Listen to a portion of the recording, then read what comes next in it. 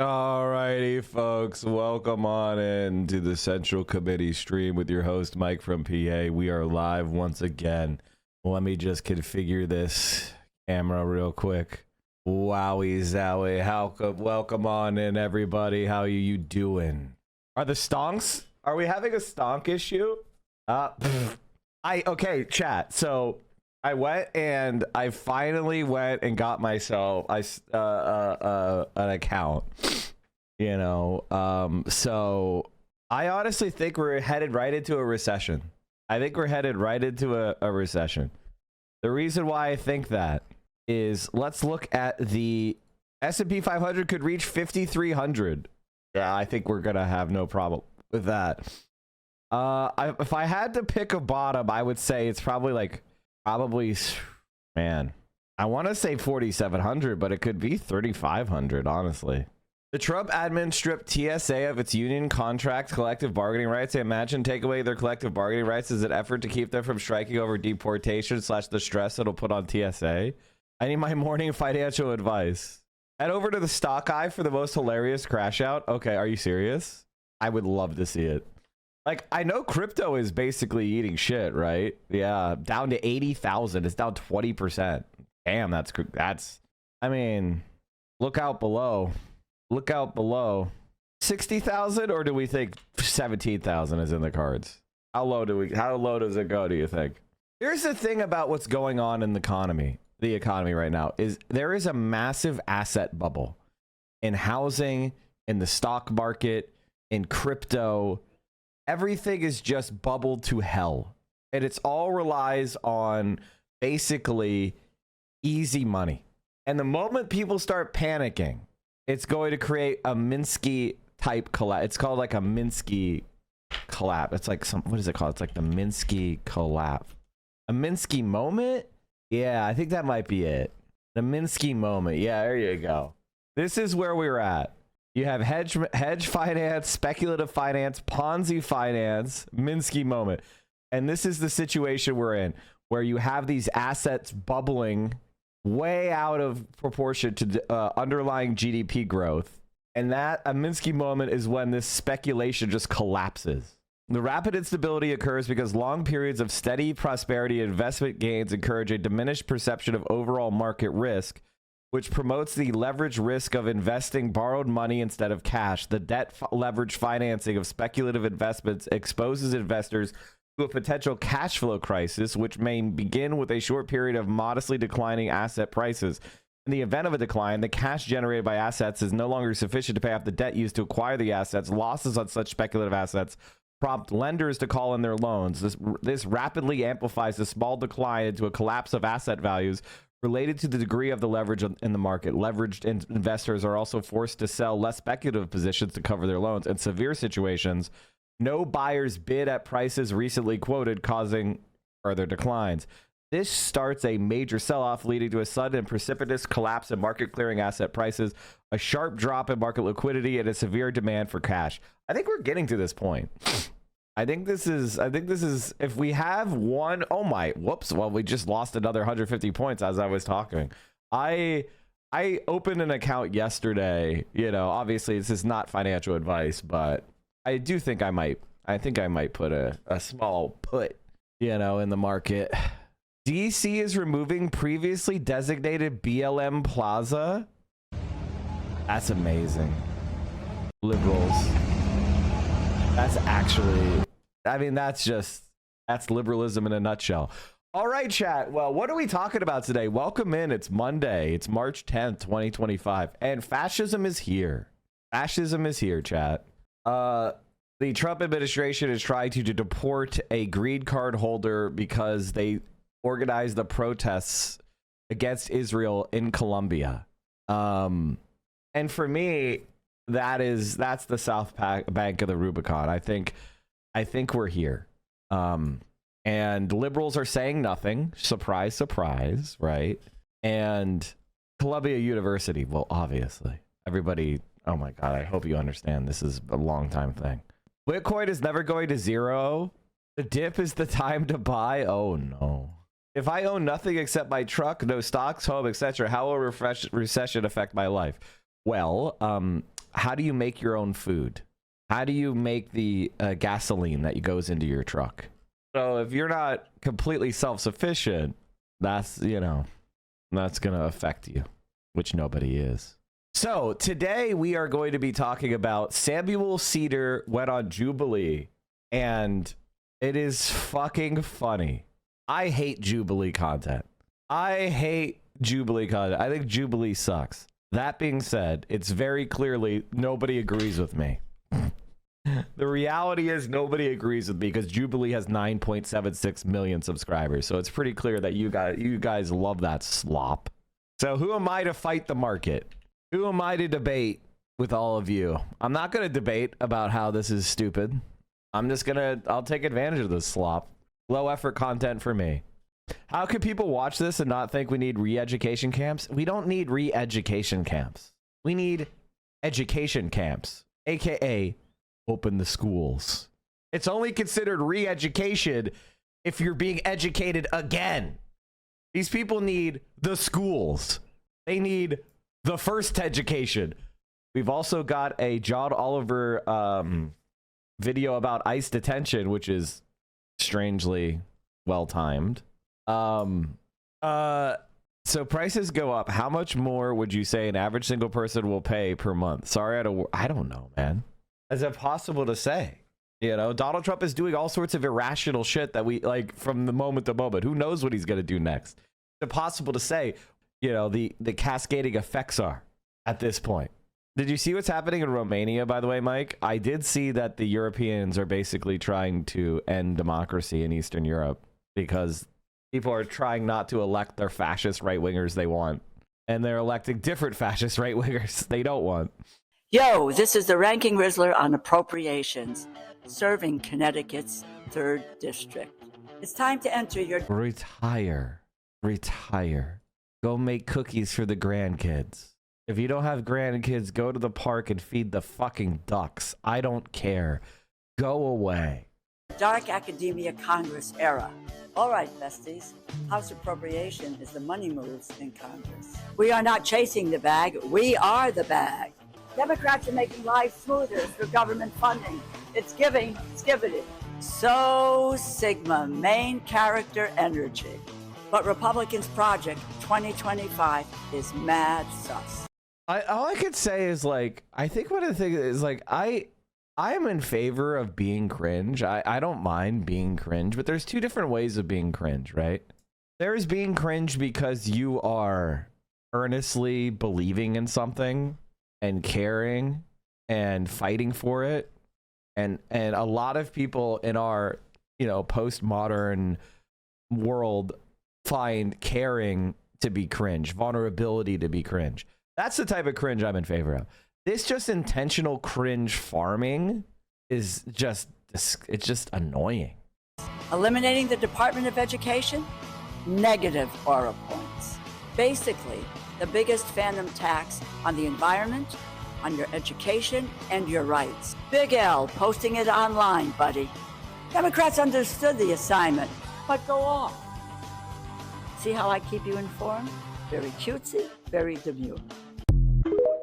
Yo, this is the Ranking Rizzler on Appropriate. Who's this for?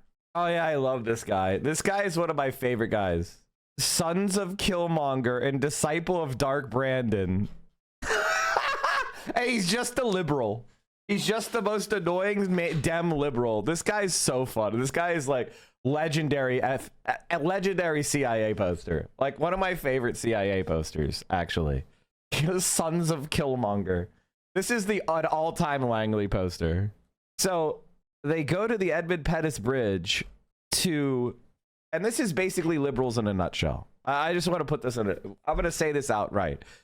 Celebrating previous radicals and ignoring the current radicals that are fighting for justice, right? This is, you know, you take advantage of the people who got their heads cracked and you ignore the people that are currently getting their heads cracked, or you even help crack the heads. This is liberalism in the nutshell. I love every social movement except the ones that are going on now, like for trans people or for Palestinians, right?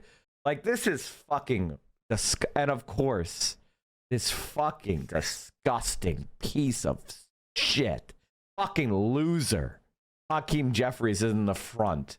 What a fucking loser. How do you like these people? So we've got Samuel Seder debating 20 fucking Trump supporters. Jesus fucking Christ. I'd rather. What a disaster.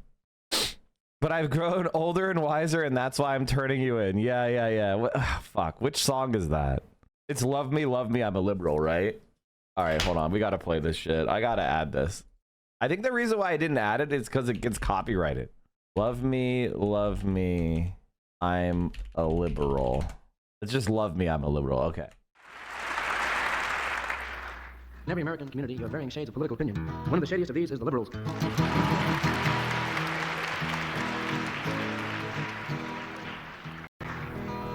An outspoken group on many subjects. 10 degrees to the left of center in good times. Please, for the love of God, look at NVIDIA. If NVIDIA is crashing right now, I'm going to be so tilted because I'm just getting my account open. Okay, we still got plenty of room to fall. We got plenty of room to fall. I mean, yeah, we've the top, you know, we're down, you know, 30% or something from the very top. So that's not great. We could probably get down to like 90, 100, 50. Look at Tesla. Okay, hold on. We're very ADHD right now, chat. Son of a bitch! God damn it! Fuck me! Son of a fuck! Tesla is down 9.36% today. Son of a bitch. Son of a fuck. Chuck D's, thank you for the 25. Yeah, because there was nobody to call. They didn't buy any longer. Yeah, because there was nobody to call them. I used to call President Xi. I said, you got to do me a favor. You got to, you know, live up to that agreement. And he was great. He did. Before you came into the It's Oval okay. Office I took your advice. Well, then where's my gifted subs? You're tier 1. You're a tier 1. Okay, I don't actually believe you, misanthropic leftist. I think you're a brokey. You strike me as a brokey. No offense. You strike me as a massive brokey. You were a very successful businessman, very successful real estate executive, and a lot of people said, "Oh, this is the like." There's different ways of being a brokey. There's like, you know, a brokey because you're like cool, and then there's misanthropic leftist brokey. Business president. This is it. He's watching the stock market. He knows all about, you know, he doesn't want the market to go down, and now we've got tariffs, and the market has been going down. Well, not much. I mean, in all fairness, You said, look, we're going to have a disruption, but we're okay with that. Is that what you meant? The stock market going down was the disruption? What other disruption were you alluding to? Look, what I have to do is build a strong country. You can't really watch the stock market. If you look at China, they have a 100-year perspective. We have a quarter. We go by. My NVIDIA put is up 26.4% overall and 83% today. Not financial advice. How do you do puts and calls? I'm not telling you how to do options. You'll lose all your money. If you have to ask me how to do options, do not do options. That's not even what options are for anyway. Okay? That's not even what they're for. Don't try to use them as like gambling coupons. Give me a fucking Christ. I want you to remember right now. So I'm seeing Libby's lose their mind in a good way about Bernie's tour, and Sean Fain spoke over the weekend. Chat, we will cover that. All right, let's finish Donald Trump. Quarters. That's true. And you can't go by that. You have to do what's right. What we're doing is we're building a tremendous foundation for the future. Tremendous foundation. They didn't buy any longer. Yeah, because there was nobody to call them. I used to call President Xi. I said, you got to do me a favor. Honest to God, this is they're crashing the economy intentionally. But it does feel good to watch Tesla eat shit the most. Holy fucking hell, down 9.36%. That's fucking great. That's a huge daily drop. Tesla's stock defied gravity for years. Is it over? Oh yeah, it's super Jover. Holy shit, is it Jover? My God, is it Jover? Look how it's dropping like a knife. Look at this shit. Holy fucking hell. It got up to that cringe 420 shit. The stupid 420 bullshit. And then it's crashing, I guess, down to 69. I want to buy like 69 puts. Because it's a shit car company. Tesla sucks as a car company. All right. Okay, so what else are we going to talk about? Oh, yeah. Bernie Sanders is going everywhere. He hung out with our boy Sean Fain. It looks like Sean Fain and AOC are Bernie Sanders leading candidates to take on Bernie's mantle. That seems to be the leading candidates. All right, chat, fuck it. Let's just watch this. We're enjoying this Jubilee. We're having fun with Samuel Seder. Damn, are you telling me car company whose cars exploded is run by a racist addicted to stimulus? Here's the thing. I think that here's the reality. If Tesla just made the Model 2 like they said they were going to, then Tesla would be an amazing car company. But the fact that they canceled the Model 2 and they made the dumb fucking Cybertruck and the Chinese the Chinese competitors are hitting the field, it's Jover. Like it's Jover. Keep an eye on the fact checks. They are amazingly bad. The biggest Elon dick riders are losing it. I'd rather be woke than broke. That's the entire reason Tesla blew up, dummy, because it was the woke company. That's the thing that's funny about this. Tesla was the woke lib company. I'm enjoying this. I'm gonna post this. Holy shit, that's funny. All right, let's get going. Let's get going with the Monday morning Samuel Seder debate. This ought to be good. The fact checker and founder and CEO is a billionaire Joe Ricketts. Oh my God, of course. Do you think Rivian offering a more traditional looking truck is going to negatively impact Okay, here's my opinion about electric vehicles. If somebody offers a $45,000 truck that has all of the same fucking or better features as the current trucks, they will make an absolute killing, because trucks are the most overpriced segment in the entire fucking market, and it's dog shit, and they suck shit, by the way. American trucks right now are literally a caricature of trucks. Going to a car dealership right now is an embarrassment. What is going on with guys?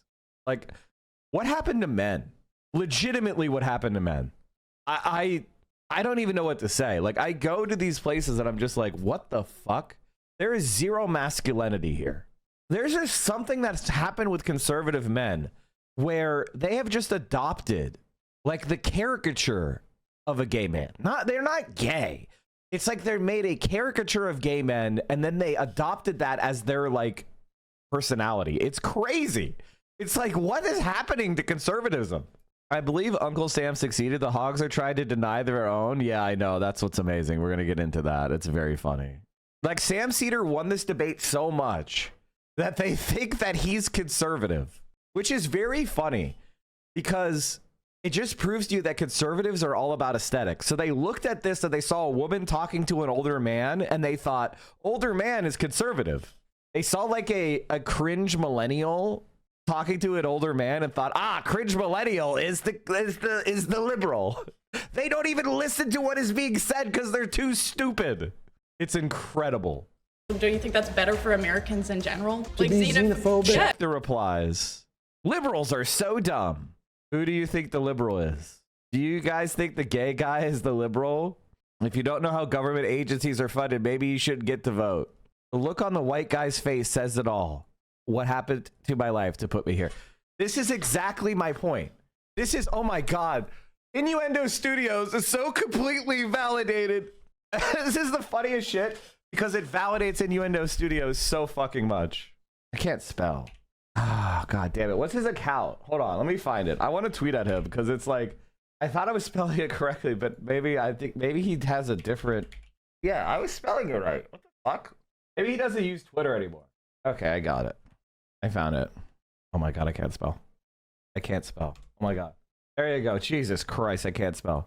I'm not going to type on screen anymore. I'm too embarrassed. Okay, let's keep going. Fucking Christ. It's AES. I was watching a site zeroing tutorial on YouTube when a full special forces unit was involved in the video. And it was by far the gayest thing I've ever seen on YouTube. Slow, wide shots of their whole body, sensual background music. They were all sweaty. Yeah. I mean, a lot of the far right, fascism becomes homoerotic. Like, there's always been homo fascism. And the reason why that is because it's a rejection of the feminine. Like, the ideal fascist society has no women. Now, if you don't understand, like, if you think about that for a second, you realize, like, wait a minute. Wouldn't that just mean the human race goes extinct because, we don't have any wombs left? And it's like, yeah, exactly. Like, the very idea of siren, like, that's fascism is a suicidal ideology. Like, the essence of fascism is the impulse to kill oneself. It is suicide by international coalition. It's a death cult. It's, it worships, quixotic self-sacrifice. There it is. All right, let's watch this. Yes. Nationalism is better. We should have a coherent culture. Everyone should be a part of the same culture. Which, do you get to choose what the culture is? We already have a dominant culture. I mean, look, I got to be honest with you. Like, you and I have a fundamental disagreement. We will never see eye to eye on this. Hi, I'm Sam Seder, host of the Majority Report, and today I am surrounded by 20 conservatives. Why is their audio so dog shit? Why is the audio so bad?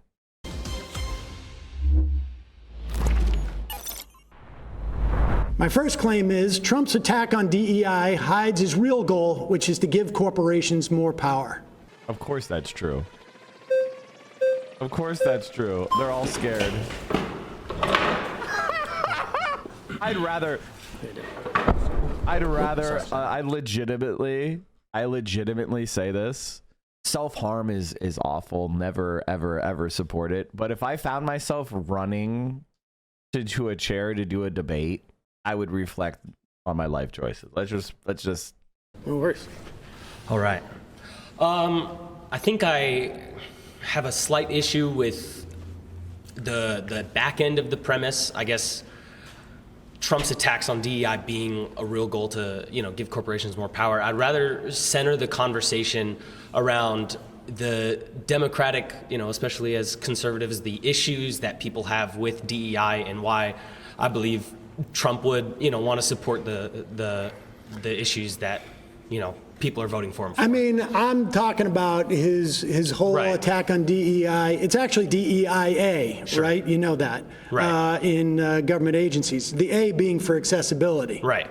Yeah, and I think the attack on DEI isn't an attack on people's protections. It's on the other end of the spectrum, right? Wanting to end DEI doesn't want to end protections for someone being disabled, someone being inaccessible to get into a job. It rather wants to de-incentivize corporations to push them to hire these people on unfair bases, right? Okay, but DEIA is not about quotas or anything like that.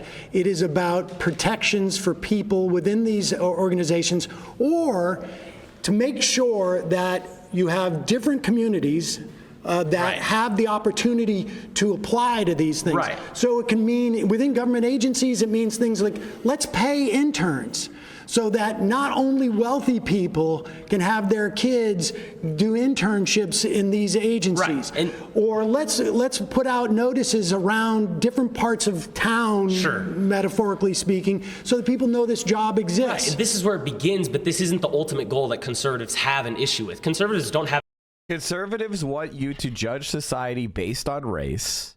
They want you to notice that white men are disproportionately powerful, and then they want to maintain that. They want to ignore how it got that way, and then they want to maintain that. And if white people don't maintain their supremacist position, well, then now you're doing DEI, right? You want to ignore history. This is the essence of conservatism. Ignore history up until today, and then declare whatever's going on today is the natural outcome of the market and meritocracy, and then any effort to change how things are today is undermining fairness. That is the conservative argument in a nutshell. And the reason why they make that argument is they deploy the fallacious sense of self-interest in the audience of white men. They go to white men and they say, hey, if you let the left get their way, you're not going to be able to get in the same position your dad is. That's it. That's the essence of it in a nutshell. It is ultimately cynical, self-interested, ahistorical, and immoral.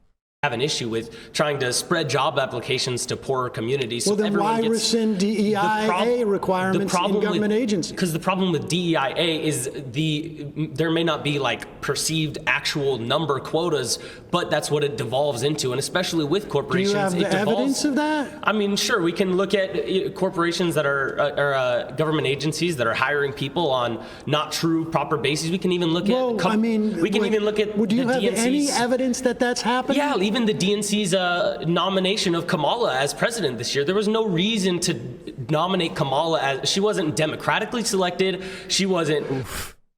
Oof, he's right. Oof, he's right. But that being said, it has nothing to do with what the fuck are you talking about. She didn't get picked because of DEI. She got picked because the Democratic Party's ideologically committed to centrism, and they wanted to avoid a democratic process because they're corrupt too. Didn't go through a single primary, none of these things. So you're saying that Kamala was the vice president of the United States after the president drops out 2 months before the convention. You think that's a DEI She wasn't hire? Every presidential nominee is Democrat. She kind of was a DEI hire, let's be honest. I mean, like, honestly, let's be honest for a second here. The reason why she was picked as VP in the first place was because she was a black woman. Because Joe Biden said 2 racist things back to back, and he was looking really stupid. He said, like, if you didn't vote for me, you ain't black. And then he said that poor kids are just as smart as white kids, implying that white kids aren't ever poor. Therefore, who's the poor one? You know, black kids. So he had 2 straightforwardly racist comments back to back, and it looked really bad. So he's like, oh, shit, I better pick my VP. It's going to be Kamala Harris, the black woman. See? I'm not racist. It's not like she was shambolic, and she was never good on the stump, but she represented, it was like, he's an old white man and he's going to throw a bone to libs, and he's going to, you know, he's going to cover up his racist comments. That's exactly what it was. So, I mean, you know, I think that's what people think of when they think of DEI, which is someone not given a job because of their qualifications, but given a job because of their, you know, immutable characteristics to make a cheap play for identity politics. I think people are offended by that. Now, whether or not, you know, I think that we should be trying to find inclusive leadership, and there are leaders from all sorts of diverse backgrounds. Kamala Harris sucks. Democratically selected to be the nominee for that. Biden a DEI hire for Obama? Yes. Of course he was. Of course he was. Biden was picked because of his race. I don't want Kamala Harris's, and I don't want Biden's on the ticket anymore. I want people that are legitimate political leaders who are ready to be president. That's what I want. I don't want the fucking, you're telling me I have to hate Joe Biden if I hate Kamala Harris? Deal. You realize there were not even primaries prior to 1972 in the Democratic Party? This isn't before 1972. Well, I understand, but what did you think you were going to run primaries in those 2 months? Well, sure. I mean, Joe Biden should have dropped out even 3 years ago, as far as I'm concerned. Well, sure, but even before, when Kamala was running in primaries, she wasn't the next man up. None of this, she wasn't the next person She was the vice president. Right, of course, but she wasn't in primaries. Detail. But listen, aside from, I would have, might have wanted a different candidate as well. But that has nothing to do with Trump rescinding orders that basically say you need to search for a wide range of candidates, not necessarily give any different benefits, but you need to make sure different communities have access to the awareness of this job. You need in your office accessibility for people who have physical handicaps. Sure. If you have folks who identify as as trans. Are we F? I don't see any F. I have 0 drop frames. I'm at.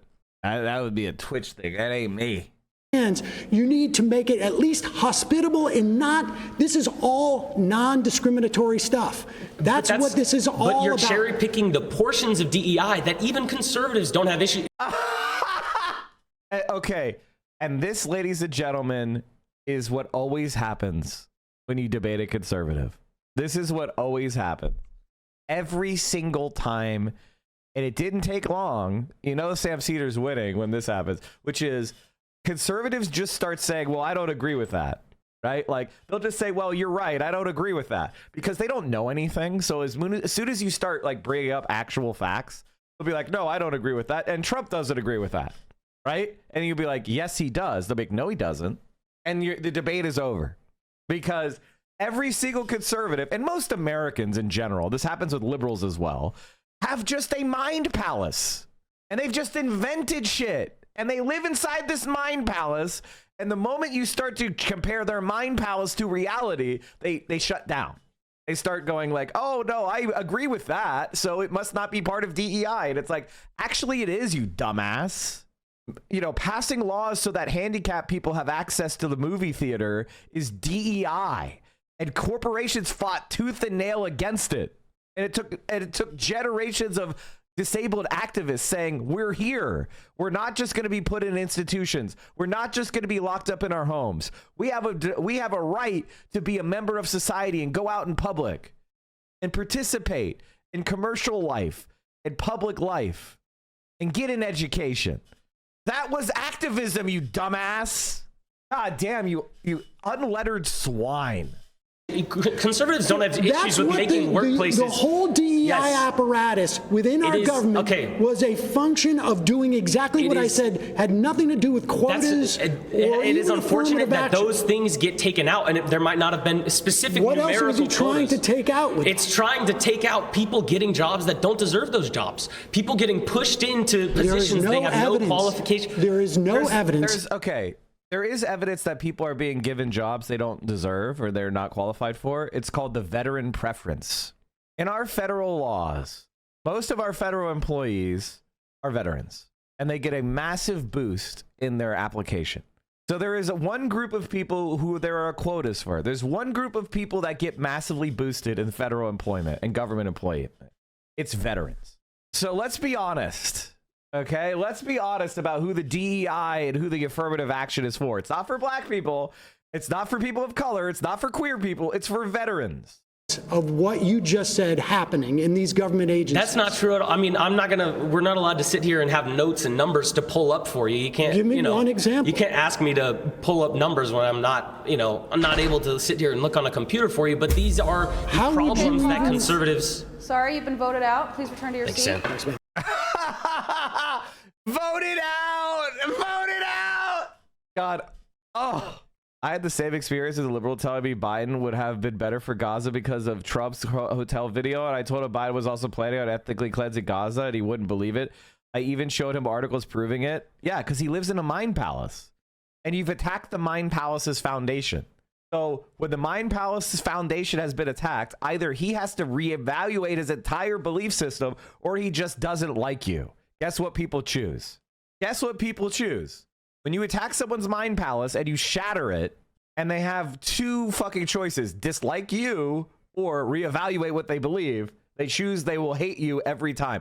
And then they won't invent reasons to dislike you. I get this a lot, actually.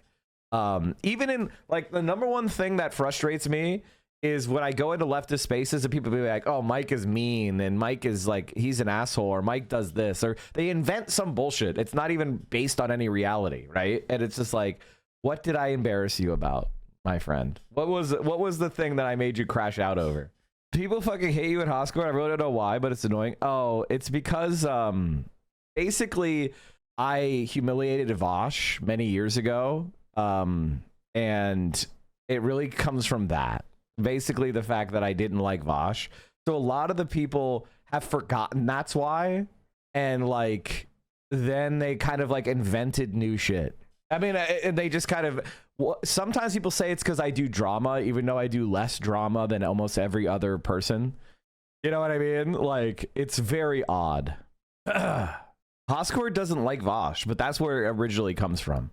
Basically, I was like, no, Vosh fucking sucks, and these people suck. You know, Bo of the Fifth Column sucks. Like, people that, like, they've dropped all the people that I said sucked, and it basically fundamentally agree with what I said now. But the anger they had toward me is still in there, and so they just invent a new reason. And the faction of libs who are bad about your vote, good, be mad. You don't like Vouch, LOL, bro. Who do you think knows this shit better than you? I've been in Hoscourt since like 2018. Do you think that I know Hoscourt better than you, or you know it better than me? What do you fucking think? It's also the Edigermentum thing. Like, I really hated Edigermentum. And so people would be like, no, Edigermentum's great, and Mike's wrong. Mike's an asshole, right? And then he was completely, utterly fucking humiliated and proven wrong, and I was proven completely right. Did those people change their mind? No, they're like, Mike may have been right, but he's drama. That's what it comes down to. And it's like, wait a minute. But you have no problem with other people make their entire stream around drama. It's weird. People remember how you made them feel long after they forgot what you said. Yes, that's exactly my point. That's exactly my point. Is I offended people over Vosh or Ederdramento or whatever the fuck else, or Bo the fifth column, and they held on to that offense, even though they forgot why. Whatever happened with Ederdramento? He's just bad at political analysis, and he's a liberal, and I don't like him because of that. It's really not that complicated. I think Hoscord hated you for hyping Fetterman too much. No, absolutely not.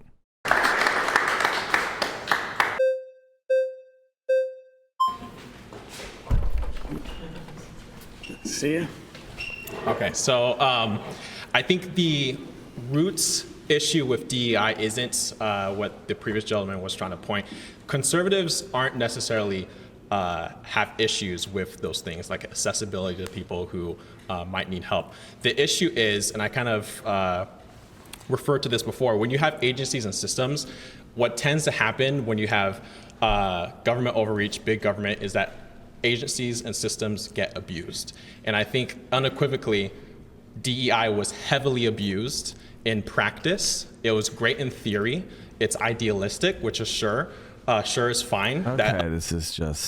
Okay, this is like one of those situations that you'll get with conservatives a lot of the time as well, which is they'll do this thing where it's like, oh, it's great in theory, but not in practice. And you'll be like, okay, can you demonstrate how it was bad in practice? Please, can you explain it? And it'll take so long for them to get to the point. A lot of people can get behind, but it was abused in a lot of ways. When you have actors, like we're in California right now, when you have actors, white male actors who are being told, we do not want white men, we're not gonna cast any white men, we only want this particular kind of gender, race, right? That is an abuse of a system. It's no longer fair, but more about just perpetuating one aspect of, visual compelling aspects. Because at the end of the day, what's going to happen is companies are going to say, well, we want to look the most diverse. Okay, well, and what that is it's moral grandstanding. It's saying because we have more black women, we're better. Right, so wait a minute. Okay, so this is the example he uses is white men are not being cast in Hollywood. That's the example he's using. White men are not being cast in Hollywood. Am I getting that? Am I getting that right? What the fuck are you talking about, man? Macaulay Culkin's brother is winning Oscars. What the fuck are you talking about, man? What the fuck are you talking about, man? Timothée Chalamet is like one of the top people. Like, what the fuck are you talking about, man? That's crazy. That's fucking crazy. That's crazy. Better, we sell better soda, like that. I got you. That is not. Well, that's getting a little far afield from what Trump's DEI orders are. But I can tell you, as somebody who was a sitcom actor in the 90s, I would walk into a room and everybody I would see would look like me, and I was doing a second position, which doesn't even exist anymore, where you do 2 pilots a year. And I was looking around basically every part of television when I was a kid. I was centered in some fashion. It was either this is about my mother, or this is about my father, or someone like me was centered. So, we can argue as to whether or not Hollywood is overcorrected in some fashion. But on a governmental level, the DEIA... Which they have not done, by the way. Also, free market. They're trying to make money. They make shows to make money. If they think having more diverse people is going to make them more money, then they do that. Like, what are you talking about? They're there to make money, motherfucker. What, you want to make a rule where they have to put white guys in? What are you talking about? That's the definition of DEI. And by the way, Hollywood is 100% nepotism out the ass. What, you think you're going to get in there from merit? Directives that agencies were following for the past 4 years. There's nothing, I don't know what you mean by abuse on it, but there is no evidence that it was an affirmative action program in those instances. It was about anti-discrimination. You cannot discriminate against these people, and you want to open up opportunities for a broad swath of people. Again, the internship is like one of the most material things that exist there, where the idea that you need to pay interns. And that's important because you want low-income people to have the same sort of like opportunities to see these things as wealthy people. You know, my kids can maybe afford to do an internship for the summer instead of going and getting a job. I think what's happening is we're talking about two different things. Well, but I'm talking about Trump's DEIA rescission is a way of basically driving people out of these agencies, making it you're saying Trump specifically, and I understand why you're saying Trump, but I think he's the president of the United States and the leader of the Republican Party and the conservative movement. You fucking idiot! That's why he's saying Trump. You dumbass! What the fuck are you talking about? Very white community here, isn't it? It's a lot less white than Twitch in general. But this is this is an online space. Of course, it's going to be whiter than the world as a whole, because to get into online spaces, you have to pass a certain, a few material bubbles. You know, you have to have enough money to have a computer or a smartphone. You have to have an internet connection. You know, you have to know about Twitch. You have to have the free time. Like, this is a video game website that, you know, of course the people here are going to overwhelmingly be wealthier than the average person. Like, duh, are you fucking stupid? Do you not know how material reality works?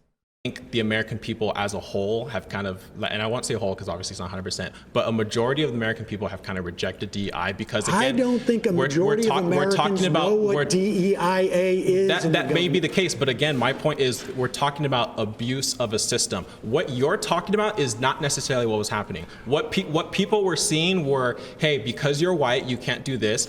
And liberals like to do this thing where they create systems, and then they created the whole idea of woke, and then they backed away, and then conservatives say woke, and then they're like, we don't know what woke is. They created DEI.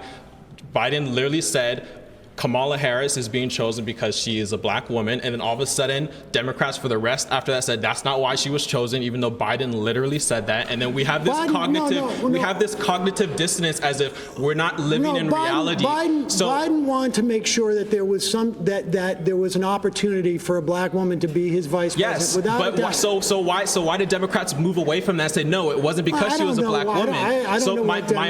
My point is that it's not because she's a black woman. But that's what they said. I can agree that it's not because she's a black woman, but that's what they said. Why did they say that then? No, because there are plenty of black women, right? Like, he could have picked anybody, but he picked specifically her. You're positing the idea that there wasn't a black woman who would have been qualified for that position. No, and I don't believe that. No, that's not what conservatives aren't saying, that there aren't, because again, and even in the yes, they are, you dumbass. This is why you're a conservative black man, because you don't understand what conservatives are saying. Conservatives are saying any black person is inferior. So on their face, if you see a black person in one of those positions, they don't deserve to be there. That's what conservatives say. You're not on the team, bro. You can be a pick-me all you want, but you're not on the team, man. They deleted, right now, Doge just deleted photographs of the Enola Gay out of the archives. Because why? They simply searched gay in the federal archives and just hit delete all, and whoops, the photos of the Enola Gay were also deleted. You're not on. They're not only are they not doing DEI, they're actively trying to remove people who are gay, who are people of color, who are women, and like, they're just actively trying to delete them. They're outright discriminating.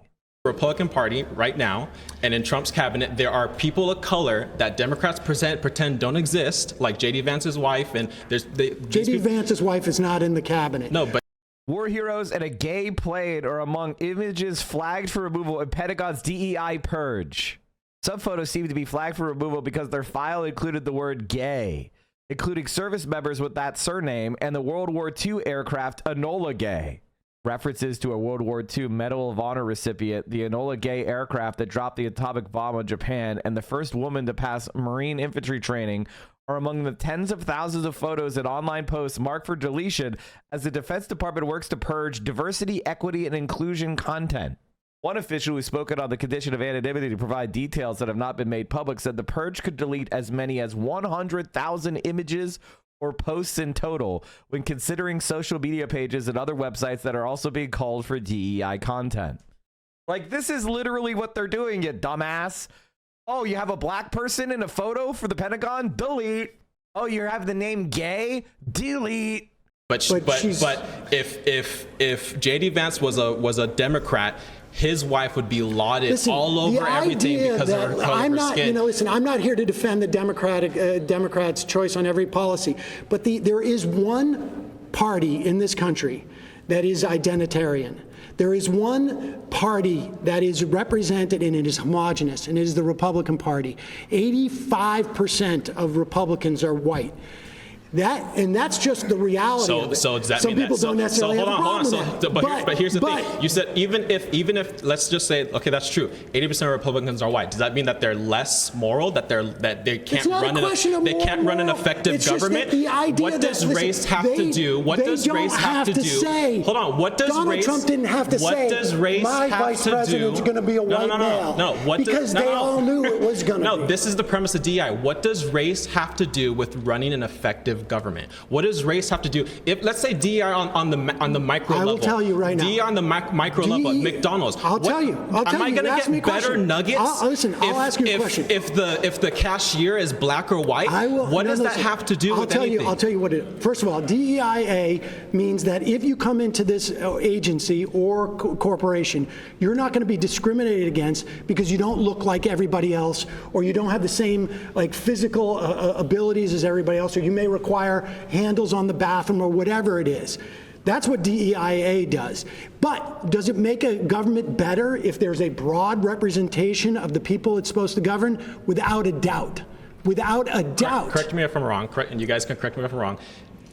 Regardless of DEI, don't we already have things in our Constitution that protects people's rights, protects people? No. We don't? No. Do we or do we not? No, we do not. Tell me what protects people from discrimination in housing and in work and hiring or getting loans. It's all statutes. It's all statutes. And in these government agencies, there was nothing except for that order. That's why Trump just rescinded it.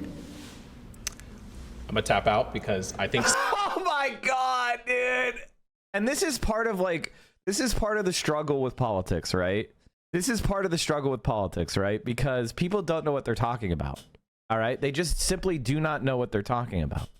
And this is my struggle, is most people don't know what they're talking about. And they try to have debates and they get really loud. And it's kind of an interesting thing where it's this vulgar democracy, which is the idea of if I have an opinion, it suddenly gains some legitimacy because I have the right to vote, right? So my opinion, my made up shit, suddenly has a little bit of cachet because I'm a voter and you don't want to piss me off too much. And it's like, actually, no, fuck you. If you're a stupid asshole, you should shut the fuck up. Went to a protest of just me and the organizer and a little old lady up the road, and we got a ton of hate fuck yous and go back to Mexico's. But for every one of those, we were met with love and support tenfold. A woman even brought us Chick-fil-A and $10 gift cards. It was very inspiring, and I'm glad I started to get out to the fight. Your coverage and message is so important. I'm glad you got out there. It's always important to get together and get ready. That being said, we need to up our game. Based on the arrest of a literal protest leader, we need to up our game. It's the South Bank of the Rubicon. This First Amendment does not exist in this country anymore, especially if you criticize Israel. This guy spent his last retort screaming about McDonald's nuggets, then hits the I'm gonna tap out button. He got fucking owned, dude. Holy shit. The strain of anti-intellectualism has been a constant thread winding its way through our political and cultural life, nurtured by the false notion that democracy means that my ignorance is just as good as your knowledge. That's right. And part of what makes democracy work, one of the things that prevents socialism and true democracy from forming is because you have to be an educated person who has civic virtue in order to effectively administer your own rights. That's why we need things like public compulsory school. You need public compulsory education because we need to educate people. You are not born with all the knowledge you need to survive in a modern society. You are not. And so that is the crisis, is that conservatives are trying to dismantle that. Why are conservatives trying to dismantle public education again? Because they want to make you into peasants. They want you to become superstitious peasants without the knowledge, without the wherewithal to fight up for your own rights. I think someone else has a better, can defend that point specifically better than me. All right, please return to your seat. Al Franken sucks. Fuck Al Franken, honestly.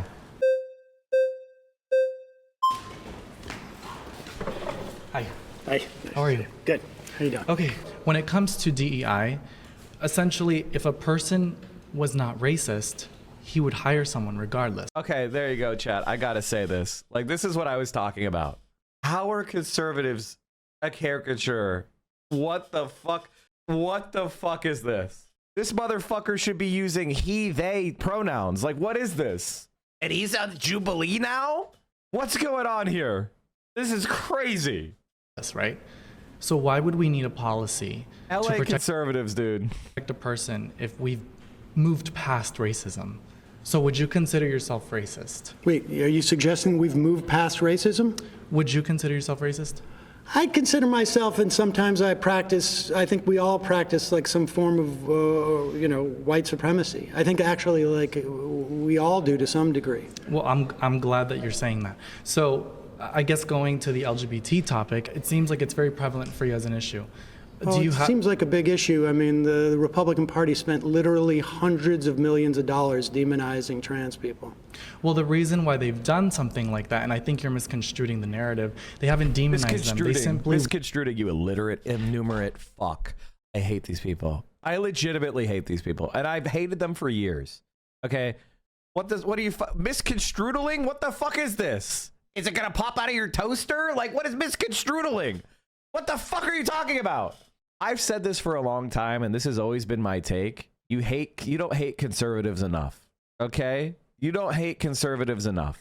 Want protections back for their own children, because children are being stripped away from Who's their their parents. own children? Wait, children are being stripped away from their parents? Yes, due to AB 954, they've now included gender identity as a premise to remove and strip parental rights for children who maybe they are rejecting their gender ideology. So, but you'd be okay with parents who agree with their children's doctors to provide gender-affirming care? I do not agree with that. Do you?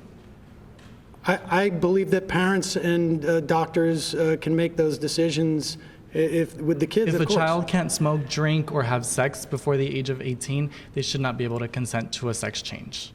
Now, in terms of a DEI initiative, the reason why there's military bans on trans women and trans. So, Chad, do you understand? Like, this is kind of the essence of conservatism, right? Because it's not an investigation of what the science says, right? It's not an investigation of what the evidence says. It's not a medically, when we're talking about gender transition and we're talking about gender affirming care. This is something that comes from the medical field, and it is about reducing harm, right? Like, we find that gender affirming care massively reduces suicidality of people who are transgender, right? And this is an emerging area of medical practice. You know what I support? I support what is medically considered to be the appropriate approach.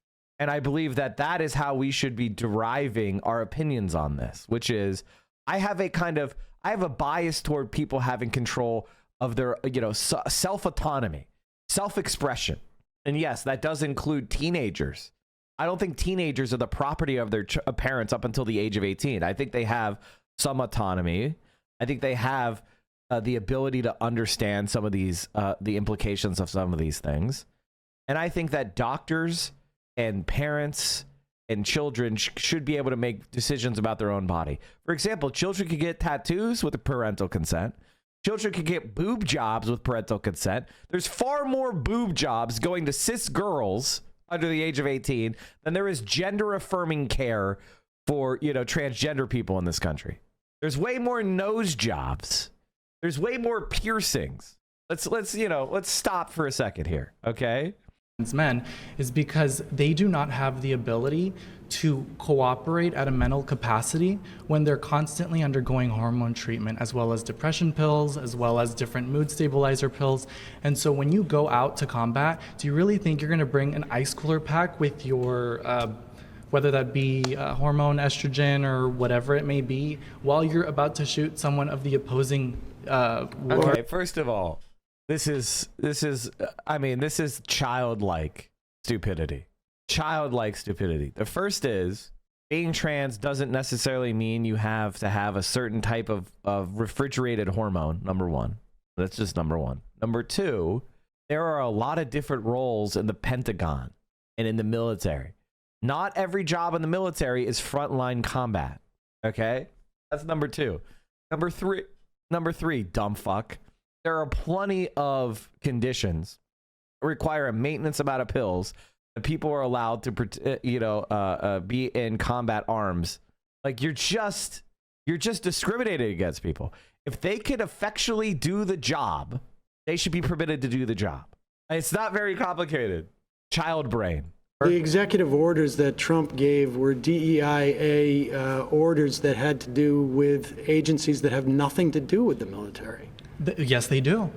Yes, they absolutely do. The FDA, they just revoked the ability of the Air Force to teach Air Force members about the Tuskegee Airmen.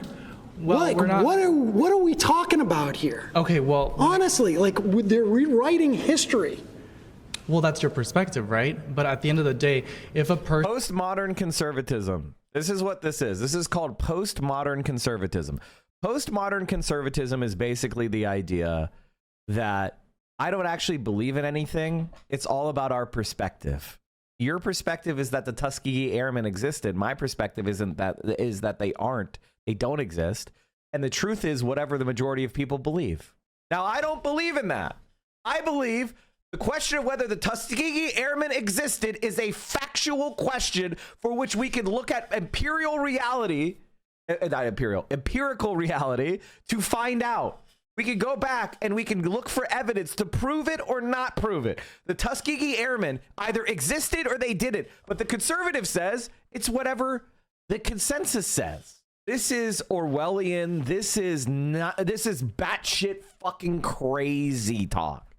And this, by the way, this nihilism that this conservative is expressing, I want you to understand something, chat, that this is basically the philosophic equivalent of cyanide.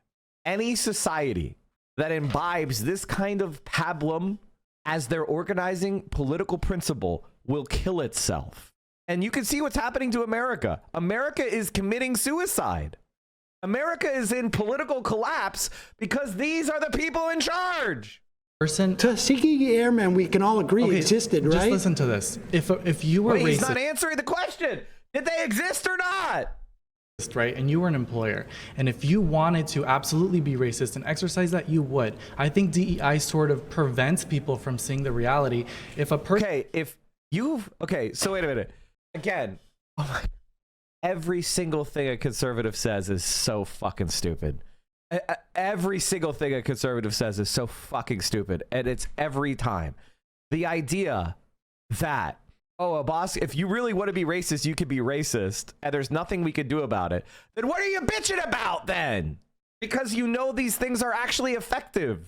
We could see things like support for interracial marriage go up. We could see economically changes. This is, there's a video at Innuendo Studios, which is, called I Hate Mondays, and it specifically addresses this conservative argument. And basically what I Hate Mondays means is that there are some things that are bad and bad things exist and we can't get around them. No matter how you set up the week, if you have days off and you have days where you work, there's going to be a first day of work in the week. So you can't avoid getting around a Monday, right? There's always going to be a Monday. And this logic is the most important belief for conservatives. What is my counter argument to that? The answer is yes, there will always be a Monday. That's true. Bad things do happen, right? We can't make all bad things go away, but we can make a lot less bad things happen.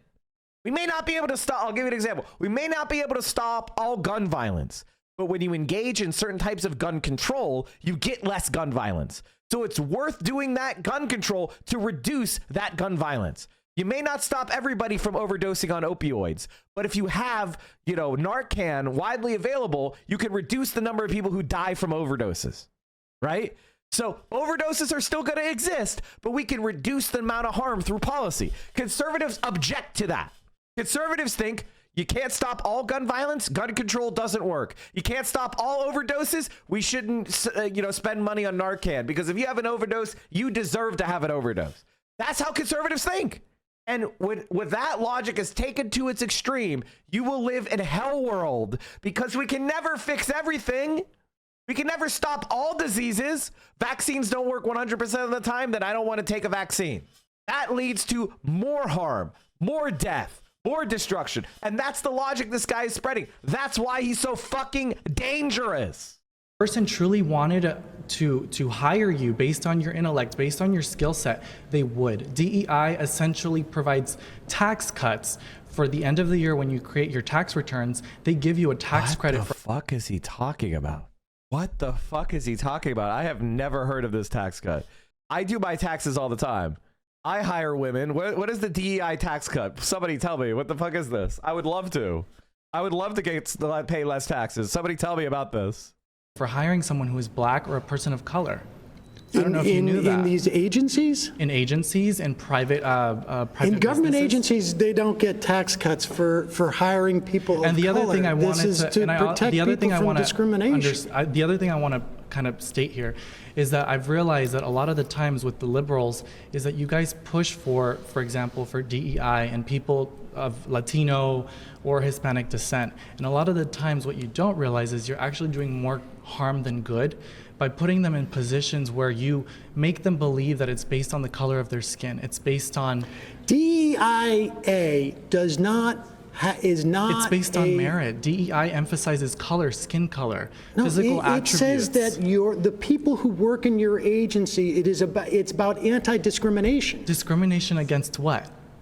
Against people who may have different cultural mores, may have different... But that's irrelevant to a job, right? It should be based on merit.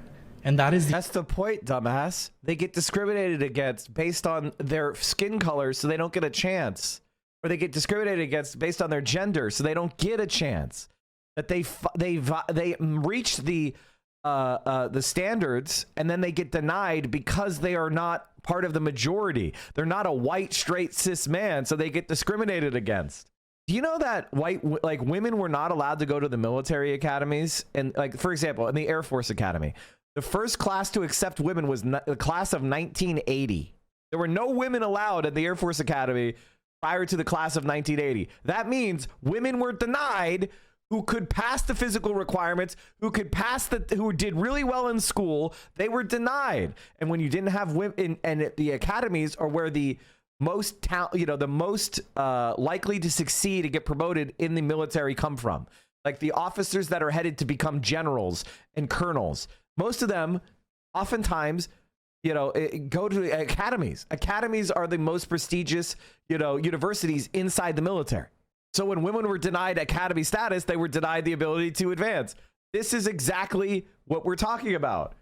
You are fucking stupid. And it's the same. And so women were just denied based on their gender, their ability to work in these positions. That's what these programs are designed to overcome. The emphasis People here. get hired as a merit, but if the DEI, I'm talking about Trump's rescission of these orders If you received a on tax these cut agencies. as an employer, wouldn't you hire a person of color? Dude, if you could pay them less? Listen, we're talking about government agencies that do not get tax cuts. They don't. Government agencies. They don't. No, Yes, they do. They absolutely do. I'm talking about every private and public sector gets tax cuts when you hire a person of color. Government agencies don't pay taxes. Government agencies are funded by the government. That is not true. That is not true. I think one of the things about interacting in politics, this is So you guys are all like omega lolling this. This is me every day, right? This is me every day. People come in and reply to me dumbass shit, and this is what my brain is undergoing. People will be like, they'll just turbo stupidity 24/7. They've never read a book, and then they'll just comment on shit.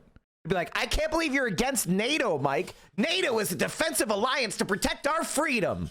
That's when I hear that, it's like you hearing government agencies pay taxes, right? Like you are experiencing what I go through every single day. How do you feel? How is your brain feeling right now? Now imagine that happens 1,000 times a day.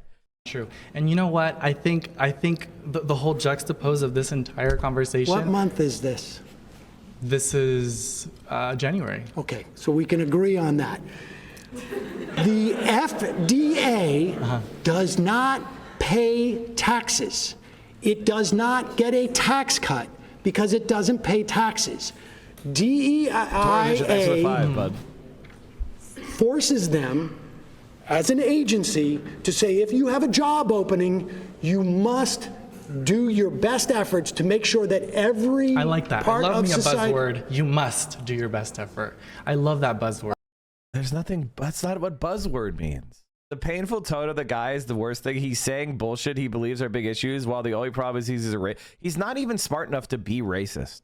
He's just like what Sam Seder is saying is these initiatives are about including communities and qualified applicants from diverse communities.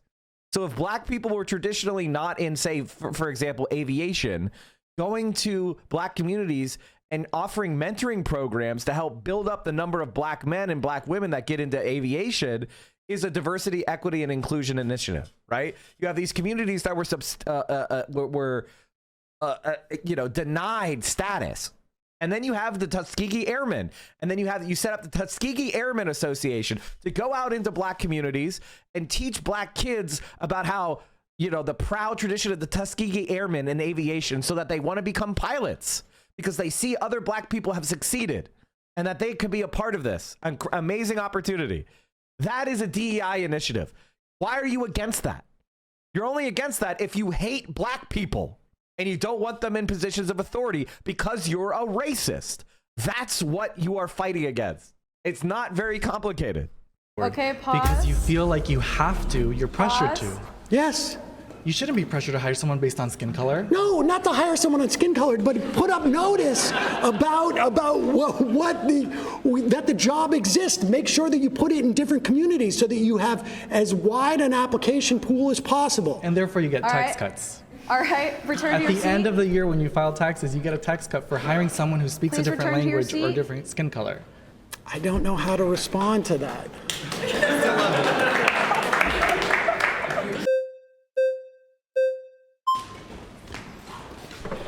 How you doing? So I want a little bit more clarification, because I don't even know if we got it yet, on which part benefits corporations, like from your perspective. So agencies, the U.S. government agencies, the vast majority. Okay, I think I know what this guy is trying to talk about. He's talking about the work opportunity tax credit. This doesn't include race. It's if you hire somebody who is somebody who's under the temporary assistance for needy families, a qualified veteran, a qualified ex-felon, a designated community resident, a vocation, which is a rural renewal county, or in an empowerment zone. So in other words, white people, vocational rehabilitational referral, a person who has a physical or mental disability has been referred to the employer while receiving or upon a completion of rehabilitative services, a qualified summer youth employee, a qualified supplemental nutritional assistant program benefit recipient, a qualified supplemental security income recipient, a long-term family assistance recipient, or a qualified long-term unemployment recipient. This isn't race. This is helping people who have hard times getting jobs get jobs. And a lot of this is hiring white people. And by the way, it doesn't apply to the government because government doesn't pay taxes. The guy's just stupid. Of them. What they function to do is inhibit corporations from essentially externalizing their costs onto society. Sure. So the example would be, I used it before, but it's a good one. I'm making Teflon, C8, for instance, okay? And C8 is supposed to be burned because instead of deposited, because it's a forever chemical. And I can go out and instead of burning it, it's too expensive to burn it, I'm going to dump it into a river. And the EPA comes in and says, you can't do that. We're going to fine you. You're not allowed to do this. But what the company is doing when they do that is they're going to take the profits that come with lowering their costs by dumping it into the river. And those costs are then borne by everybody who lives around that river. They're going to get cancer. They're going to get gastrointestinal problems, whatever it is. And society bears the cost of that. Can you connect the dots for me, though? Because it sounds like we're talking about something completely different. And so the DEIA stuff is just the beginning of demoralizing these agencies and trying to wreck them from the inside. It's all part of Russell Votes thing, the OMB, the whole Schedule F, where they get rid of civil servants and they demoralize people and they don't want them to be able to function. So then would you agree if this is about demoralizing?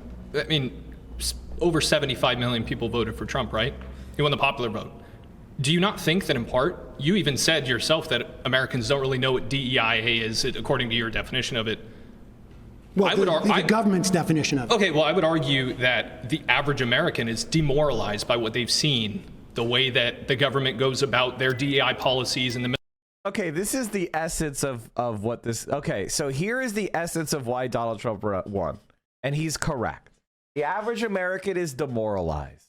And they're just striking out without much thought, and they voted for Donald Trump because he's the type of guy who pisses off the people that are the elites in their mind. He's kind of funny. He pisses off all the hoity-toity elites, and they're throwing a Molotov cocktail into Washington, D.C. because they're tired of how it just takes their money in taxes and never helps them. That is the essence of why they won. He's right about that. But the reality is, actually advocating for Donald Trump is idiocy. The guy's a fucking moron, and he's going to make things worse, dummy. Military and other organizations, not just the military. Please return to your seat. Okay. Hey, before we go any further, we want to take a moment to say thanks so much to Straight Arrow News out by clicking. A billionaire, a religious fundamentalist, or a xenophobic nationalist, voting for Trump was a mistake. I mean, obviously true. Obviously true. Okay, so let's tackle one aspect: religious fundamentalists. What benefit? Wait, is this guy back again, or is this, or am I just hallucinating when I see religious fundamentalists get? And also, can you define what is a religious fundamentalist? And maybe you could say more. Oh my Jesus Christ! It's not complicated, man. It's not complicated. It's a very simple phrase: religious fundamentalists, people that hew to a reactionary interpretation of their religion, which supposedly returns to an ancient interpretation and strict and adherence to the religious texts, an ancient interpretation that oftentimes doesn't actually exist, but is being proffered as a reaction to the liberalization of doctrines or the modernization of doctrines. It is a desire to return to a previous status quo in the religious practice. That's a religious fundamentalist, okay? Oftentimes, the return that they're trying to do never existed in the first place. Like a Christian nationalist, okay. In this instance. But things like, the attacks on trans folks, the attacks on a woman's right to choose, the idea that we're going to get stuff like an enhanced RFRA, which is going to mean that if you're a pharmacist and you don't want to provide birth control, you may not have to. Don't you think you're assuming that if you believe that public education, we should take that money and pour it into religious schools, you're gonna get a benefit out of a Trump administration? Yeah, but don't you think you're assuming that the vast majority of Americans who are moderates? What do you think you're? Moderate has been dropped. Moderate means abso-fucking-lutely nothing. Moderate means abso-fucking-lutely nothing. I will say that one more time. Moderate means abso-fucking-lutely nothing. Moderate voters are all over the ideological map, ideological position of eligible voters who self-identified as moderate. The vast majority of people who identify as moderate are left-wing, especially on economics. You know who they aren't? There's very few libertarians. This is the libertarian quadrant. This is the political compass kind of tilted. Very few people are fucking moderates. They don't know what it means. They just call themselves moderate. They don't know what the fuck they're talking about. We're going to get out of the Trump administration. Economic relief. That was what kind of economic relief? They're going to cut Social Security. You're going to have to pay for your parents. They're going to cut when they go after the agencies like they're going after, right? This is outlined in Project 2025. Russ Vought, who's going to be the OMB head, he was the OMB head the first time around. He wrote all the book on this stuff. Okay, well, you bring up Project 2025. When you cut agencies and go after them, and you fire all the inspector generals so that they're not being able to make sure that the agencies are working, who do you think profits from that? It's corporations. They're going to go after agencies that make sure your food is not full of botulism, that your air is not full of mercury, that your water is not full of C8. This is what they're going to do. Agencies exist to curb corporations from externalizing their costs and privatizing their profits. So it may be cheaper for a company to dump their chemicals into a river than it is for them to dispose of it in a safe way. And so they get the profits from that, but the costs are borne by society. They're borne by society in the form of like people get cancer. They're borne by society in terms of like we've got to do the cleanup. That's what agencies do. Pause. You've been voted out by the majority. Please return to your seat. That's good.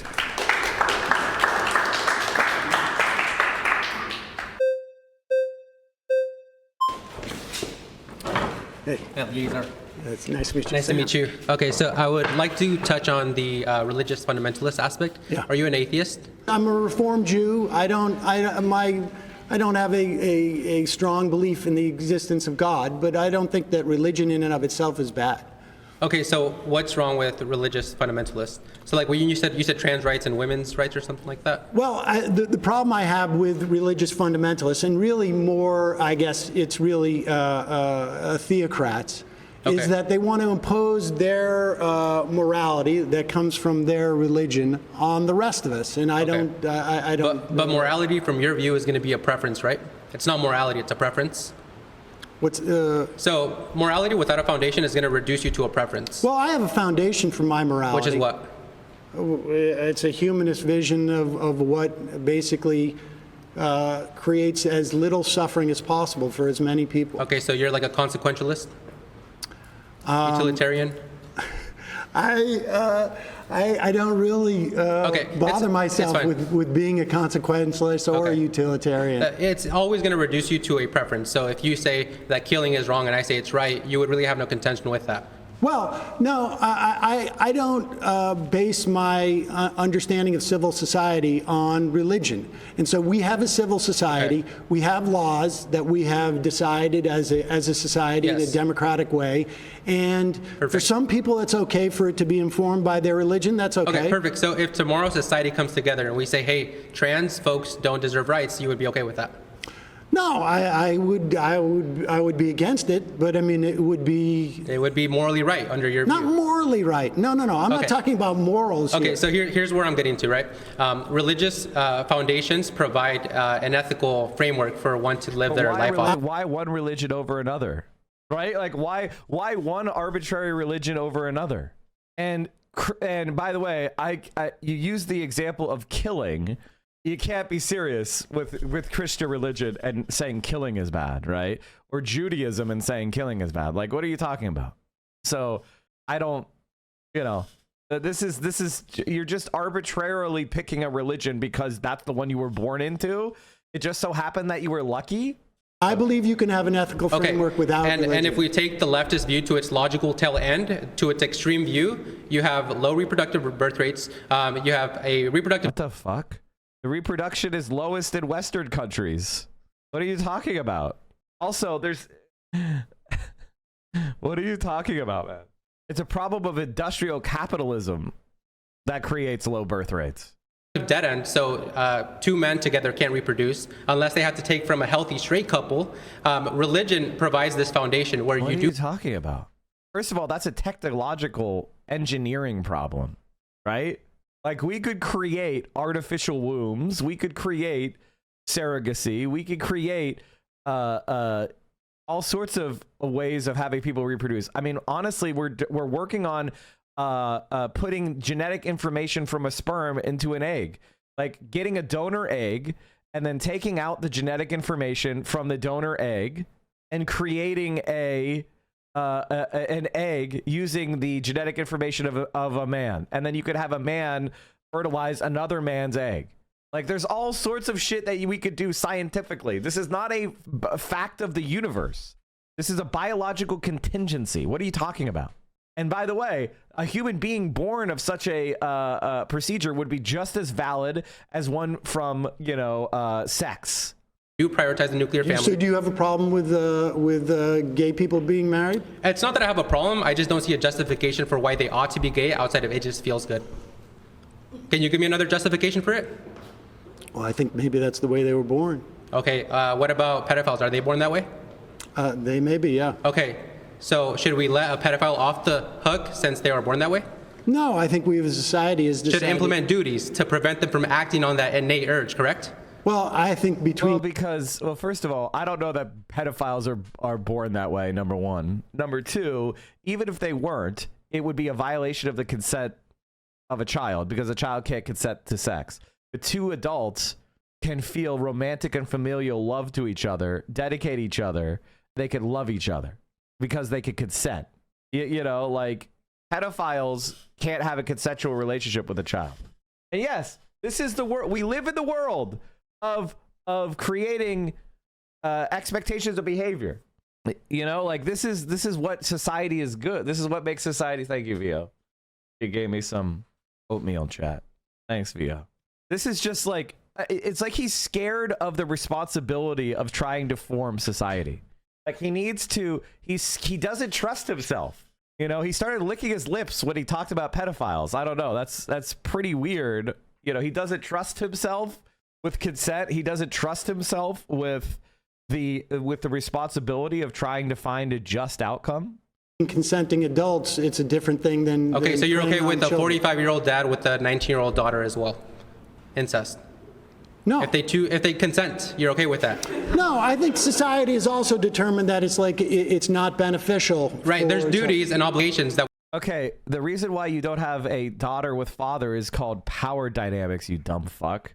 The fact that the father has such a control over the daughter and such influence over the daughter that it would be an inappropriate relationship. She couldn't fully consent, and she would have been groomed for fucking 18 years. Incest also creates the environment of other forms of abuse. Leaving aside the genetic risk, which is also a serious problem, incest is immoral because of those relationships. Now, if you create some hypothetical deranged edge case where you think you've justified it, the category is not worth exempting because there's not a liberty interest that is so compelling as to create an exemption. This is exactly the reality of law. Law is a balancing act. It always will be a balancing act. This is baby's first time thinking about laws. Every law impugns some interest in favor of some other interest. That's why we have them. That we have. So religion provides those duties.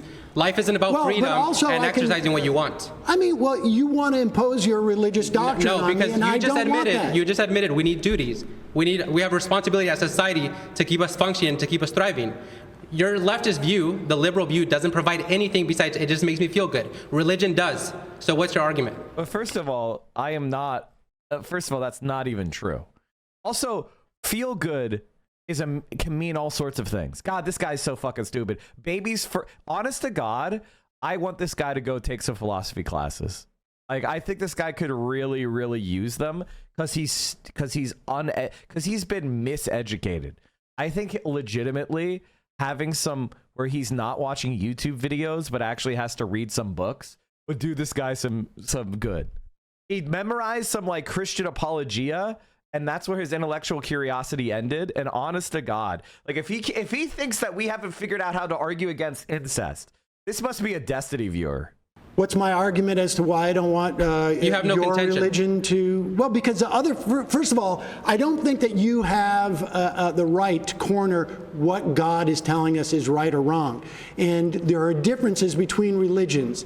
And so my argument is, like you're not going to keep halal or kosher, right? I mean, I don't believe that someone has a corner on religious truth. And the reason why we have a democracy is because we didn't want a king.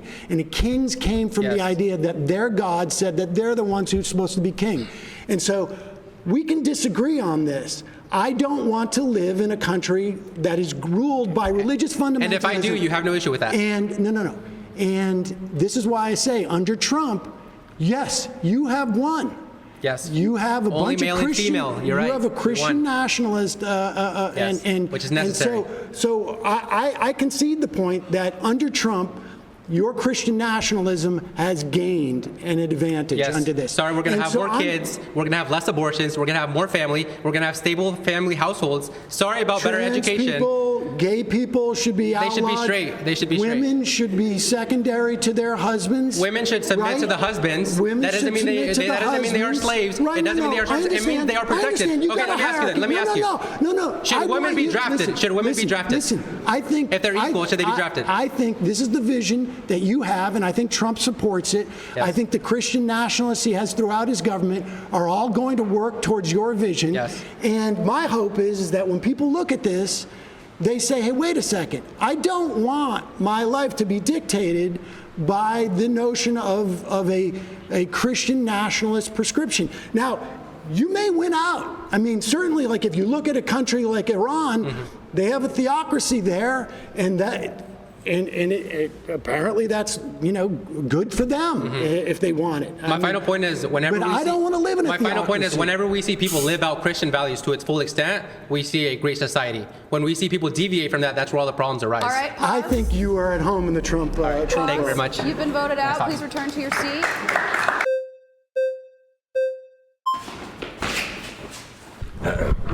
Sorry, guys. I think I have an issue with this like run to the chair thing seems kind of stupid because it's dependent upon who gets closest to the chair. Like if you have to run around the table, that's pretty unfair. This is dumb as fuck. the implications of the prompt. I mean, of course, I'll stick on the religious fundamentalism. I think it's unfair to view Christianity separated from the ideology that Christianity informs, right? You have an ideology that you vote upon because you view it to be the truth that benefits everyone in a society. That's how a democracy works. I, as a Christian, have an ideology that informs my opinions, and I believe that it is the most moral and correct way for a society to function.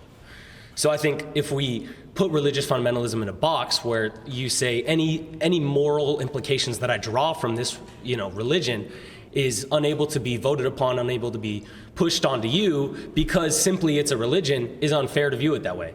Religion is an ideology like all ideologies are. He's dumb as fuck. Like, legitimately, what could you even say to these people? They're so stupid. How do you even, honestly, it's good to watch this because talking to conservatives is a painful experience every time. And this is the kind of random gish gallopy vile just pablum that they spew up that doesn't even have coherence. There's nothing coherent about what he's saying. Oh, religion is like an ideology like any other religion. First of all, Christianity is a meaningless phrase. I want you to understand that, chat. There are so many sects of Christianity which believe completely opposite things on every major point. There are some sects of Christianity which believe that everybody should be a nudist and we should go back to Adam and Eve, where we celebrate Jesus by rejecting modern society's corruption. They're called Adamites. There's sects of Christianity that believe that Mormonism is not Christianity. That sect is called the Catholic Church. You have evangelical Christians who believe that what you do in the world doesn't matter for your soul. Other sects of Christianity believe you have to do good works. You have to follow Jesus's teachings in reality, in the world. You have to, you have to tend to the sick and feed the hungry and clothe the naked, etc. They don't like the Adamites because the Adamites aren't the naked. Tesla's down 10%. Oh my God. The guy who runs Jubilee made this movie. I own Lifetime. What's the thing you're obsessed with these days? K-pop. K-pop. South Korea is a trendsetter. South Korea. South Korea. South Korea. South Korea. Clips of people saying South Korea. What the fuck is this? Very good as a Korean people of putting on the proper image of what looks good on the outside. 처음에 보고 깜짝 놀래. 저도 밤에 해보고요. 와, 이제 낮에 보는 세상이 아니에요. 한국에는요, 성매매는. Guys, prostitution exists. I'm making a surprise. Guys, did you hear that the oldest profession exists? You vote away. I don't mind you. I don't dispute the idea that you could have a religious ideology and want to see it imposed upon others, and it's not inconsistent with my claim. My claim is that Donald Trump is ushering in an element of Christian theocracy that I can't remember his name, and you may be excited about, but I'm not excited about it. I don't think the vast majority of Americans are, but maybe I'm wrong. Right. I mean, I don't think this country was set up to be a theocracy, and I find it problematic that it will be, but others will be happy about it. I think it's unfair as well to label any moral. Tesla's crashing out. Oh my God, dude. I'm so mad at oh my God, dude. Why did it have to crash today? I was literally going to sell Tesla like today. I set up my account yesterday. I was literally going to short Tesla today after stream. Like, come on, man. Like, come on. Come on. It's down $29 today. Come on. Why didn't you short this morning? I was just doing my stream. I was just doing my God, dude. It's down 40% year to date. 40% year to date. Holy shit. If we go to the swearing in, it's down like fucking almost 50%. That's crazy, dude. Elon might actually lose Twitter if it goes low enough. How low would it need to go before Twitter, like his ownership share at Twitter becomes untenable? That comes from religion inherently immediately theocratic, like having a theology. You always say you should have shorted something and you never do it. I know it's honestly because I don't have an active brokerage account, like a discretionary brokerage account, but I'm changing that. I don't want to bet. I don't like to make bets, but sometimes you can just tell when things are going to happen. So I'm going, I used to have a discretionary brokerage account back in the day, and I made a lot of money off the 2008 crash. That's how I paid for my undergrad.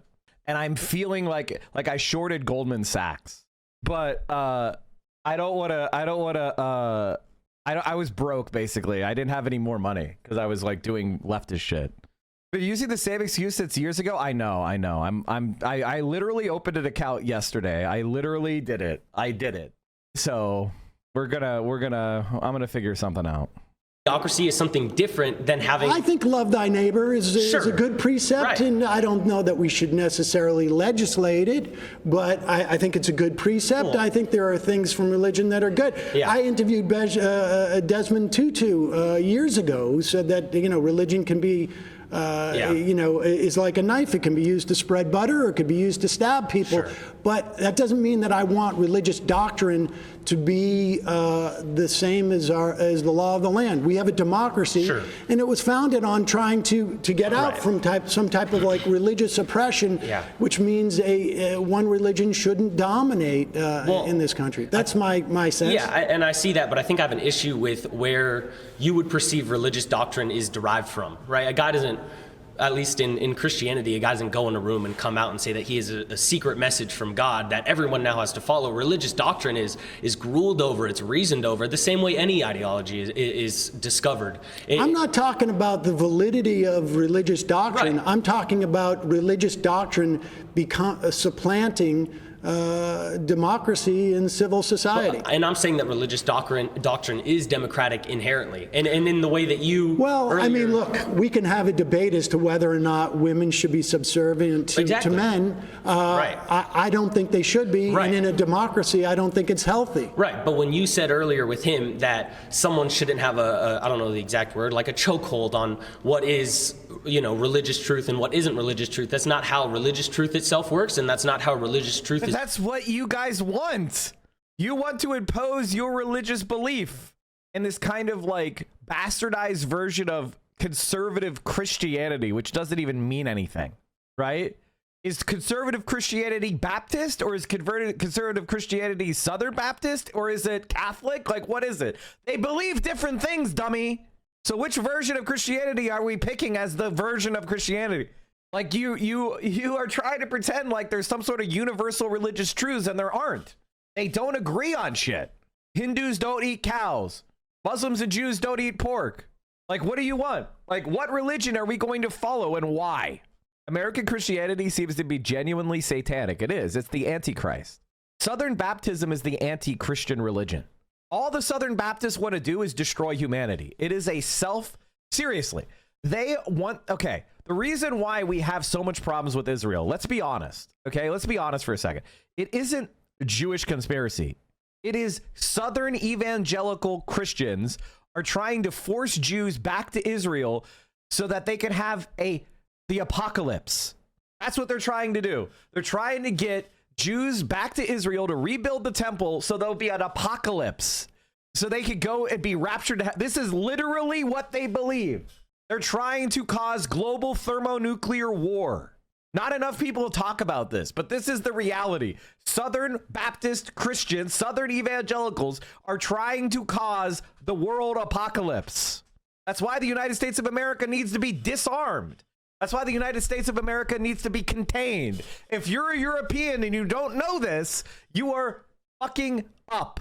For the love of God, you need to form a new bloc, ally with China, whatever it takes, contain the United States. For the longest time, we had these people under control. They're out of control. They are out of control. They are in the levers of power, and they will kill us all. You need to do whatever you can to contain this country. Is brought to the political table to have that work either, right? I don't know. When Pete Hegseth is in a bar yelling, we're going to kill all Muslims. Well, that's, yeah. But now he's in charge of the largest military in the history of the world. I think, and he's informed by his Christian nationalism. I think that. Sure. But have you considered somebody who wants to have there's 6 trans kids in Utah? It's a problem. Right. Well, but we can disagree on that. We don't take. Pause. You've been voted out by the majority. Thanks, Sam. Return to your seat.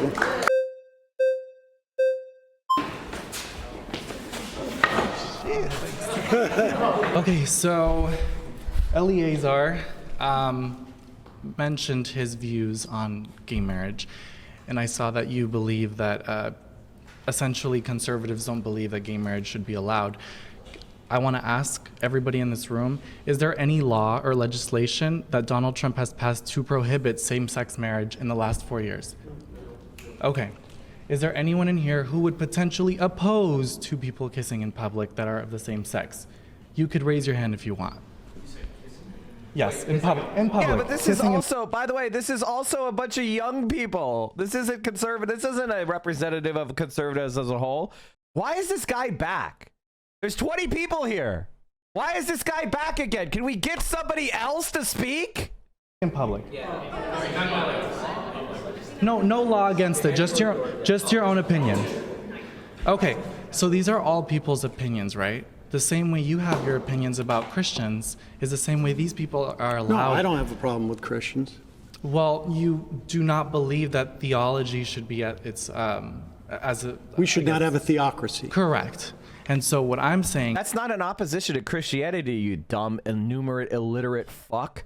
Why did they pick this guy to represent them? He's dumb. Do you think Elon shut down Twitter while Tesla's stocks plummet? I don't know what happened then. Is I think that Christianity, I'm a Catholic. I think that Christianity is, I think, fundamentally very important to instill family values in myself as well as every person who wants to have children. Now let's talk about... I'm okay with that too. Let's talk about Order 14,166. That is an executive order that Donald Trump just imposed on identifying what is male and female. So I personally believe, as well as many transsexuals, friends of mine, believe that a woman is a biological female, as well as a man being a biological male. You are assigned what you are at birth. You are not assigned your gender later on. What you choose to express is something that is similar to wearing a garment, similar to what you decide to put on your face. And I don't think there should be laws or legislations dictating people or imposing laws to manipulate children, for example, to castrate their bodies at such a young age. 50% of children... Do you know how many children are treated over the past 5 years? Let's say, I think it was from 2018 to 22, there was a study that just came out from Harvard. Do you know how many children received gender-affirming care, but broken down into puberty blockers and then hormones? Give me the numbers. You tell me. I'm curious. Well, I'm curious because you're bringing it up. No, I have the numbers. Okay, tell me. I do, but I'm curious if you know. Tell me what the numbers are. I promise to tell you after you tell me what you think it is. I'm not gonna play that game. Because I'm not gonna play the game where I try to guess. I have a feeling we're not playing this game. No, I am playing this game because Why? I think you think it's much higher. When you tell me that kids are being castrated, I know you don't really know what these numbers are. And I do know these numbers. Okay, well, I can tell you this much. What? It was reported that scientifically every single child who has received gender-affirming care, about roughly 50% of them regret it. And 50% of them are suicidal because of it. They're actually more depressed because of it. How many of those kids? How many? A psychologist, How by the many way. over the course of 5 years? Well, tell me. You tell me. Tell me. Just give me I know what you're trying to do. You're trying to put me in this chokehold of like, no, I'm I not trying to gotcha put you in a moment. No, this is definitely an I gotcha moment because I'm suggesting to you that you think this problem is much bigger than it is. It is a huge problem. Okay. Medi-Cal, you know, Medi-Cal covers inmate trans women. I understand that, yes. And I know one person has had that surgery. I don't understand how my taxes should go for an inmate prison. So one person in a city, in a state of 50 million people, one person.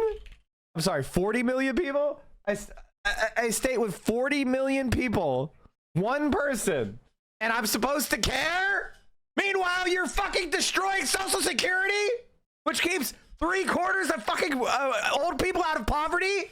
This is unbelievable. Like, this is the thing. He's starting to scream because he knows he's a dumbass.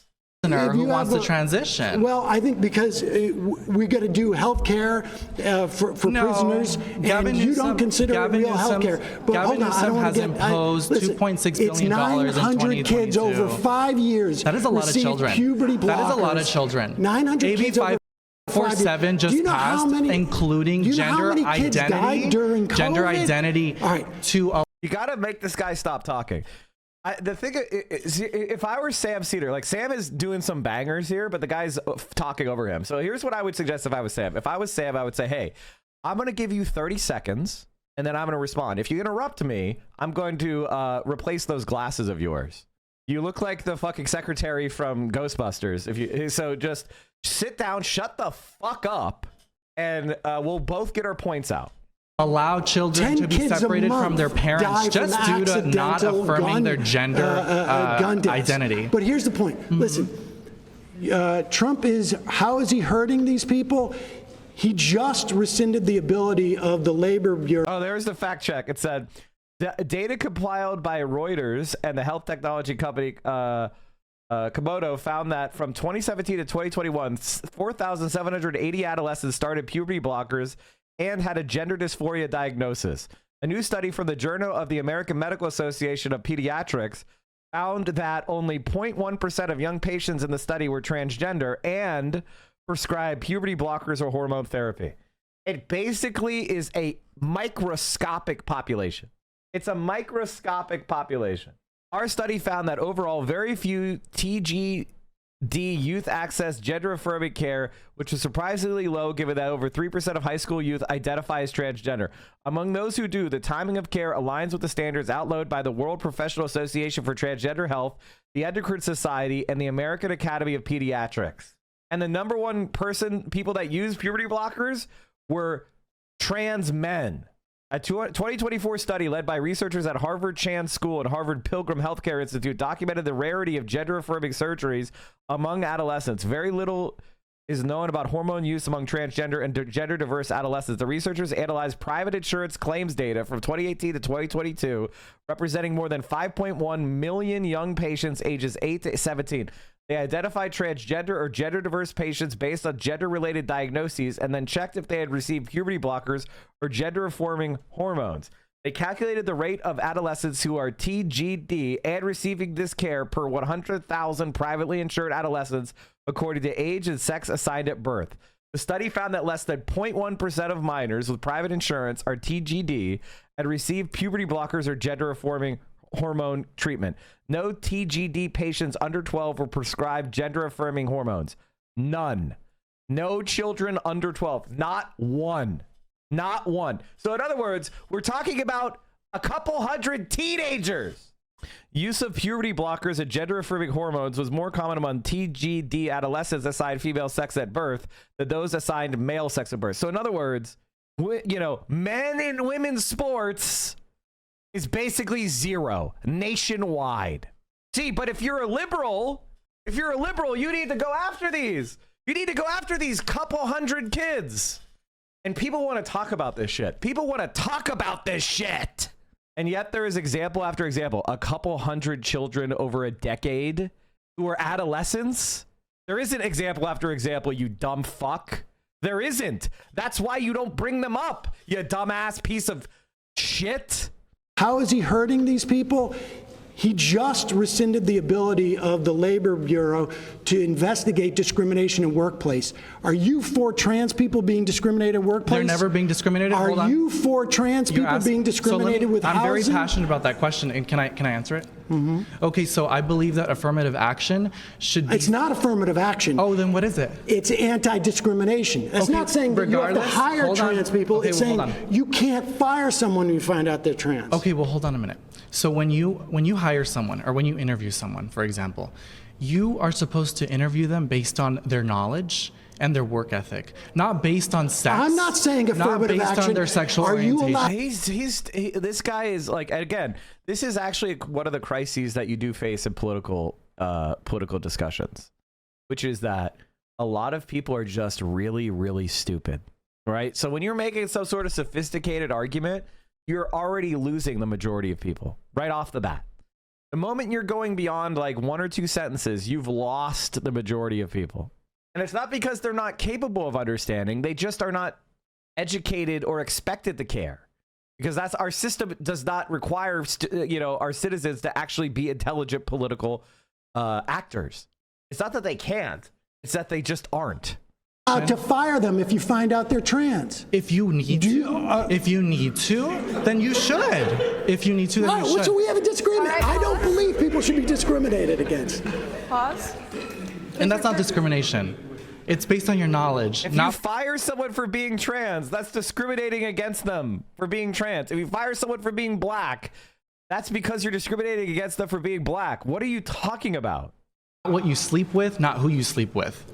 Just saying.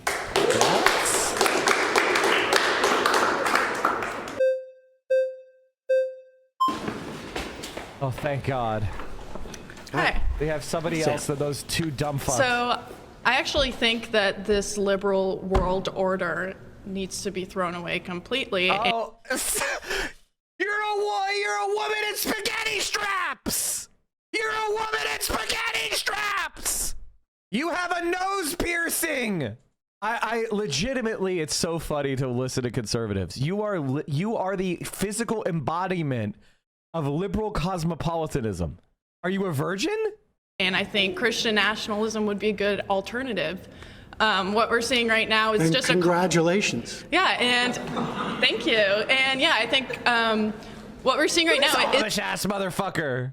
It's a culture of death. This is the most suicidal generation ever. We have millions of children dying by abortion.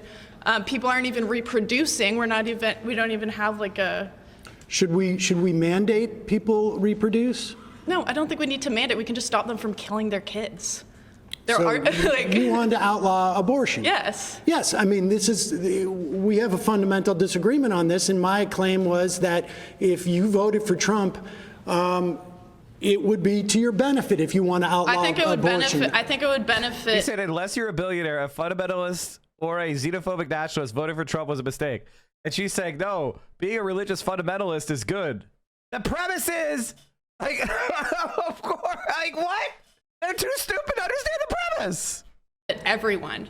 Yeah, I disagree. I think that that women should have the right to choose. I think that it would benefit everyone to bring back the family unit, to stop having women just thrown into the workforce. Maybe we shouldn't allow women to choose to divorce unless their husbands say it's okay. I mean, I don't really believe in divorce in general, so, like, sure. All right. I mean, this I think, though, reinforces my point that if you are but it would be better for society. It would be better for everybody in society. And same with xenophobic what's the problem with xenophobic nationalism? Don't you think that's better for Americans in general? Xenophobic nationalism is better. We should have a coherent culture. Everyone should be a part of the same culture. We should have assimilation. Which, do you get to choose what the culture is? We already have a dominant culture. What is based the dominant on culture? European and Christian values and identity. That is the dominant culture. White Christian. It's rooted in European identity. By the way, does she not know what xenophobic means? I don't think she knows what xenophobic means. This is, again, a long time ago, I have this phrase. And this is another example of Mike is right. I say that every conservative is either fucking ignorant or evil. I literally don't think she knows what xenophobic means. White. So your argument is that has been the dominant culture. Just to be clear, and we're not letting people assimilate to that. We're saying you should keep your culture, and this is why our culture. Assimilation. A xenophobe doesn't believe in assimilation. A xenophobe doesn't believe in assimilation. Are you confused? A xenophobe has extreme hatred and prejudice toward foreign people and races. They don't believe in assimilation. That's why they're called xenophobic. Xeno meaning other. You're so divided. Your argument is that Trump is good for those who want a dominant white European culture. I mean, that is what America is. It's rooted in European identity and Christian values. That's what it has been. Would you really disagree with that? What is it then, if that's not the identity of America? Well, I think the identity of America... For the majority of time, America's been a country. You don't think that's been the identity? Well, actually, no, I think Actually, America was founded as a secular state. What made America strong is that we had a secular, no religious test. We had freedom of conscience. That's what made America a strong country, because people could come here, whether they were Protestant or Catholic, and they could leave behind the sectarian violence of Europe. You dumb fucking, actually brain dead. Actually brain dead. There were 100 years wars. There were religious wars between the Catholic Church and various denominations of Protestantism. There were religious wars between Christian countries and Muslim countries. There was vast persecutions of Jewish populations. And people said, hey, we're tired of living in that world. We're tired of people being killed over what they believe in their heart. So we're going to create a society where you have freedom of conscience, where we can't deny you position based on your religion alone. That's the entire point of America. It is a liberal society. And it's not a conservative theocracy, you fucking dumbass. Like, Jesus Christ, this is basic ass shit. I thought you guys liked the founding fathers. I guess you forgot to read.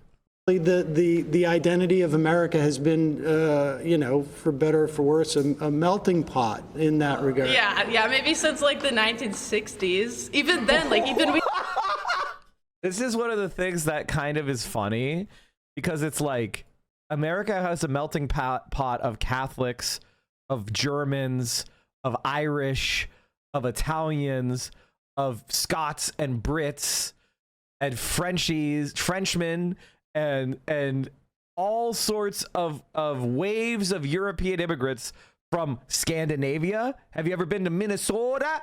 It's all. Then we had a huge flood of Chinese immigrants. We had the of course the slave trade and the millions of Africans that were brought in this country. This country has literally always been an amalgam. From its very, very, very, very essence, it's always been an amalgam. We had this idea of a melting pot literally means assimilation too. It means melting. It means it doesn't. When you melt everything together, you create a new alloy, which is different than the base metals. Like, that's the whole point of melting, because it changes both metals into a new thing. That's what melting pots are for. Assimilating to the dominant culture. Is that not what well, melting means? No, it doesn't and mean now instead we're saying there's something wrong with xenophobia. Culture. No. I mean, look, I got to be honest with you. Like, I think people don't know anything about metallurgy, so these analogies that used to make sense with people who had a little bit more like knowledge of how material reality works, like they've kind of forgotten what these things. They think of melting pot as like chocolate or something. I don't know. They don't really know about metals and forming like bronze. You know, you take copper and you take what? Bronze. Bronze is copper and tin, right? And so what happens is you take copper, which is soft, and you take tin, which is soft, and then you alloy them together and you form bronze. And bronze is much harder than either of the constituent elements. So you've made something new that is better. That is what melting pot is supposed to mean. It means you throw in the things from all over the world, and what comes out the other end, what you pour into the fucking form, is a new alloy, which is different. Both sides are different, not just the one side. That is what is supposed to be America. That's the analogy, you dumb fuck. She thinks a melting pot is a fondue dip to cover other things, so they are all coated in the same thing. Yeah, she thinks of the melting pot as going to fucking Melting Pot, the fondue restaurant, and dipping, you know, brownies in white chocolate. That's what she thinks it is. Like, you and I have a fundamental disagreement. We will never see eye to eye on this. It's a choice. And people, I think what you're expressing, though, is really what the Trump movement at its heart is about. And I think that's problematic. I disagree. I don't think Trump's like anywhere close to being a Christian nationalist. That's ridiculous. Like, Trump's basically a Democrat from like 15 years ago when it comes to social issues. So you don't think that he's conservative enough for you? Oh, definitely. Nowhere close. No. And he just banned abortion. All his appointees just banned abortion, and he's like ripping up all sorts of government programs and arresting people for criticizing Israel. No. He's not xenophobic enough for you? No, he's trying to import a bunch of H-1Bs. Are you kidding? Right. Oh, so you want to get them out too? Yeah. No, I mean, I think you're making my argument for me. All right. Well, okay. I'm just saying he's not even in this. Okay. I mean, I know I stopped and I talked about the melting pot thing for too long, but I think it is kind of quintessential, a quintessential example of how dumb conservatives are now. Conservatives are literally brain dead fucking morons. And they use analogies and words and they don't know what they mean. My next claim is the GOP will destroy... My reaction is like, if I were to run into a woman like that, I would say, like, why are you talking about politics? You believe women shouldn't have political takes. Sit down and shut the fuck up. Demonstrate your ability to be quiet. You're advocating that all women should be forced to be quiet. How about you start with yourself and show me how it's done? Social Security and health care. Nice to see you. So... My 25-year-old conservative family member asked what shrapnel is and can't find Mexico on a map. Oh, no. What if Social Security should go away? That's my question to you. Because Social Security keeps 2/3 of our elderly out of poverty. And not only does it keep our elderly out of poverty, it's essentially a social insurance program that protects you if at the end of your life you don't have enough money to survive. For now, do you know that it's also the albatross around our generation's neck. No, it isn't. Okay, so let me just explain this. Well, you're going to go back to lecturing me about Social Security. Well, we don't that's have. what we're talking about. Social Security. Yeah, Social Security is one of the top 3 funded. Social Security is almost the biggest thing that our government does. Exactly, and we are more than $30 trillion in debt. Well, first of all, Social Security cannot contribute legally to the deficit. Because they don't even account it in the federal deficit every year. Correct. We have 30 years. Self-funding. When Social Security started in 1936, you have more workers than retirees because people haven't entered into retirement. By 1970, it was at 3.5 to 1. Now it's at 2.5 to 1. But productivity has increased during that time, so the amount of money paid into Social Security has been up there. The reason why we are running out of money just for the trust fund, not for Social Security, like I say, if we do nothing with Social Security now, it is statutorily unable to contribute to the debt. The math is right there. The reason why the trust fund is running out is because wealth inequality has hoarded so much money above the cap. You don't think it's because the government does a terrible job managing their money? They have a... What the fuck? You're so stupid. You're so stupid. One of the things that's really incredible is we've already tested this, right? We have 401ks, and you know what happens with 401ks? The vast majority of people do not save enough money to retire in a 401k. The people at the very top, you know, the top couple percent, they do great with 401ks. But everyone else, and IRAs, they are not effective for the vast, vast majority of people to survive in retirement. They just aren't. Social Security is the majority of, I think, a plurality of seniors' income. Like, these are people who just don't know what they're talking about at all. Huge spending problem, and they go, look at all this money we have for Social Security that's earmarked for 60 years from now that we're just going to spend on something right now. 40 years ago, they predicted this. This is an actuarial table. Accountants sit there and look at it. This is a very easy math problem. Accountants in the government are always right? That's totally the thing that you're saying? That they're always correct about money, right? That's why we have a $40 trillion debt problem. The problem isn't the math with the 40 trillion debt problem. It's you have tax It's cuts the spending problem. I totally agree with you, which I would argue is part of why Social Security's gone in the hole already. That's simply not true. Oh, okay. So we're out of money from the Social Security bucket. No. Statutorily, by that I mean by law, Social Security pays for itself. If we do nothing, the 6.2% that your employer and your employee pays into it will pay out 78% of benefits starting in 2033. And why is it going down? If everything's so much better, why is it only 78%? If we raise the cap, there's a cap right now at $176,000. So, for instance, if you make $100,000, you pay $6,200 into that. A year, A year. But if you make $4 million, do you know how much money you pay into Social Security? $6,200. And so why should wealthy people hang on? Why should wealthy people pay a higher percentage? No, they should pay. No way! They pay lower percentage, you dumbass! Yeah, that's how math works! You stupid shit! The rich pay a lower percentage. This is how math works, you dumb peasant! Revoke. I mean, every single conservative is ignorant or evil. Every single one. I have never encountered a conservative that doesn't fall in one of those buckets. Sometimes they're both, but I've never met a good conservative because they can't exist. The same percentage. 6.2 on $400,000, 6.2 on $1 million. And why should they pay even more money at all? Because they make more money? Again, you fundamentally... Yes. They can afford it. It's called the diminishing marginal utility of money. The more money you have, the less money helps you. So you can afford to pay more for the maintenance of society so that people aren't on the streets killing your ass because they can't survive.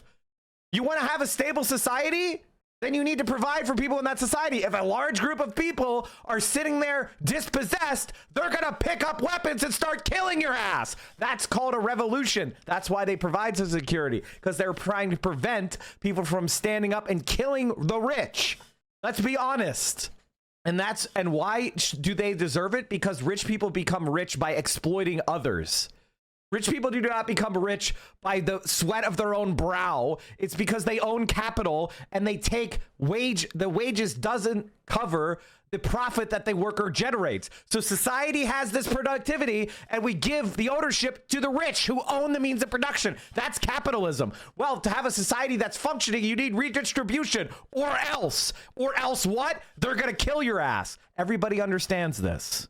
Who's ever studied history, they understand that these concessions were made to the workers because the workers are the ones who produce all value.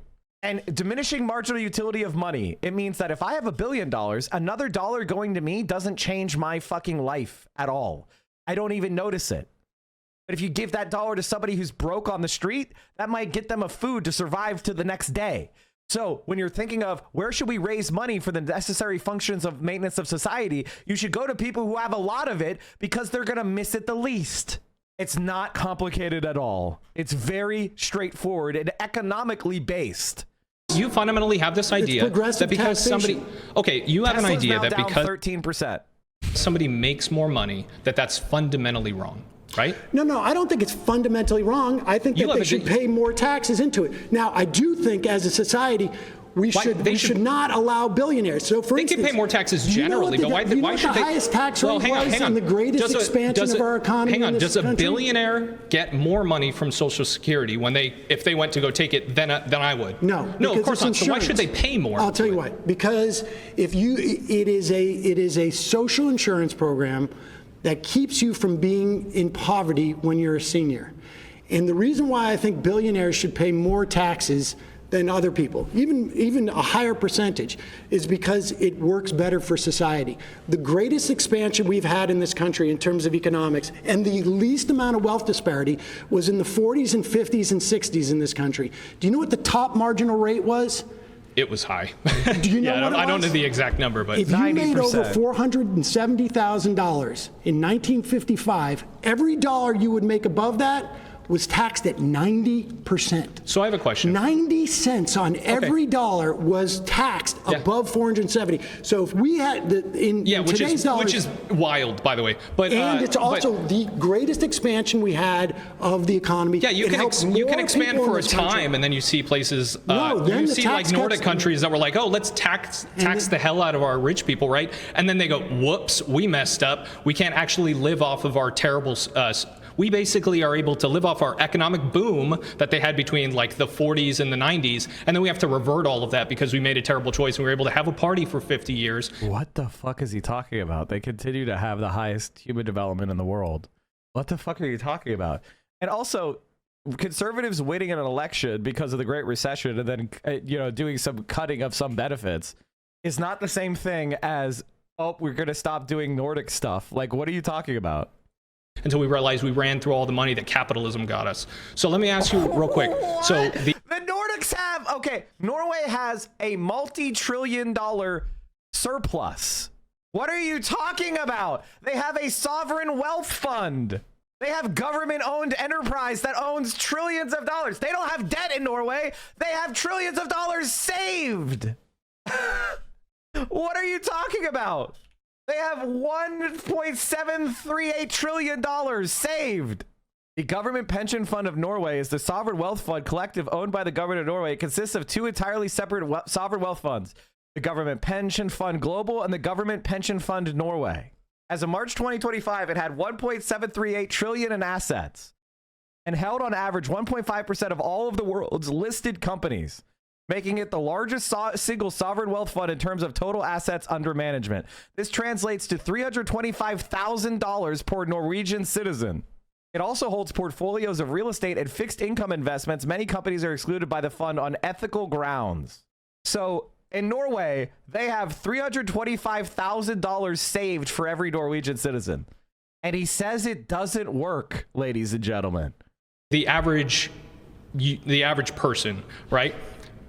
Right now they fundamentally look at Social Security, young people like me, and they go, I'm going to have that money sitting waiting for me when I retire.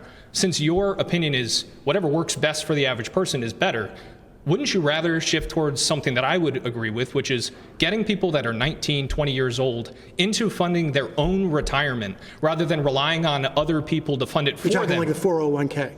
Sure. Well, not just the 401k, but IRAs, any other type of retirement. Would you agree? Would we agree with that? Social Security was set up as part of a three-legged stool where back in the day when I was a kid, we had defined benefit pensions, where you'd know how much money you would get out. Yeah. That all shifted in the 80s to defined contribution, where you know how much you put in.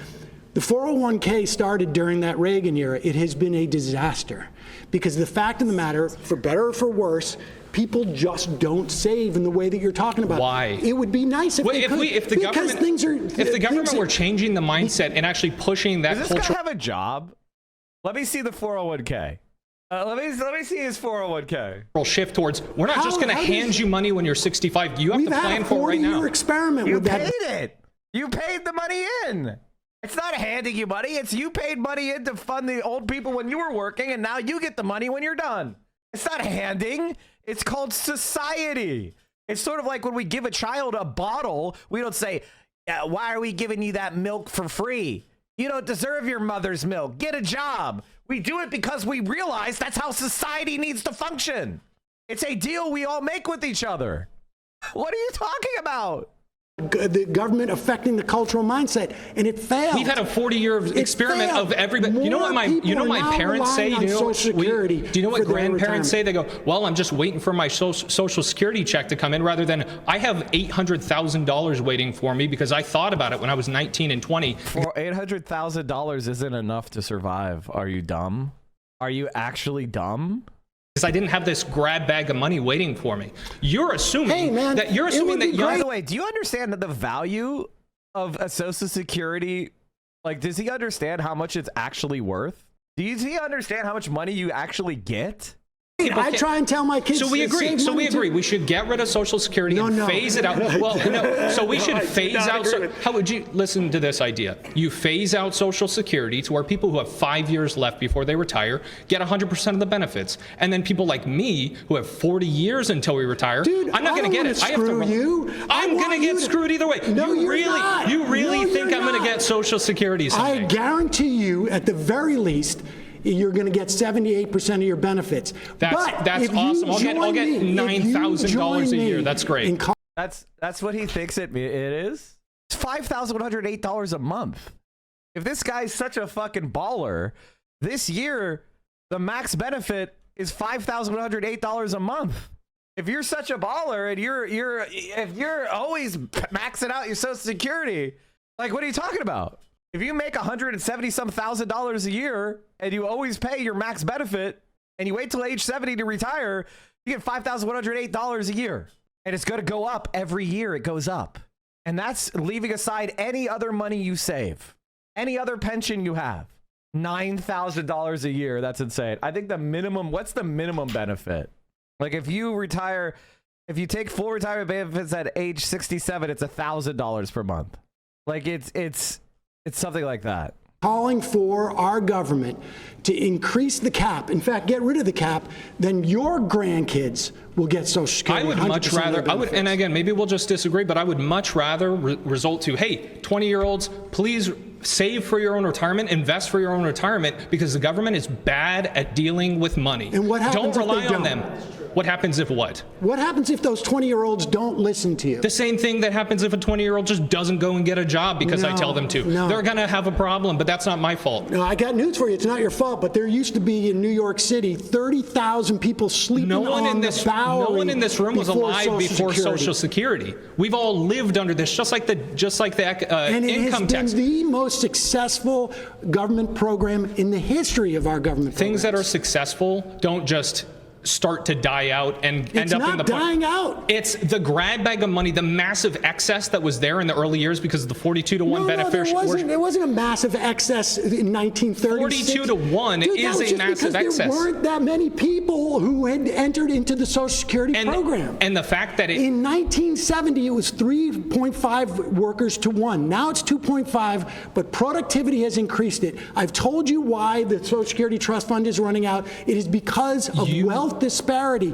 Billionaires hiding and hoarding their money above the cutoff line, which is 176,000. That's the cap. If you remove the cap, their money. Your grandkids Billionaires aren't keeping $2 billion under their mattress. They're investing it back into. They're just putting it into some stock market, or they're just looking around. And what do you think a 401k or an IRA relies upon? It relies on the stock market and things like that. Yeah, a 401k relies on the stock market, and I knew people who were retiring in 2008 when the stock market tanked and they got screwed. Well, that's a whole other problem. I would argue that's largely driven by the government being once again terrible with policy and creating bad economic hazards. Social Security is there regardless of what happens with the stock market. Okay, pause. You've been voted out by the majority.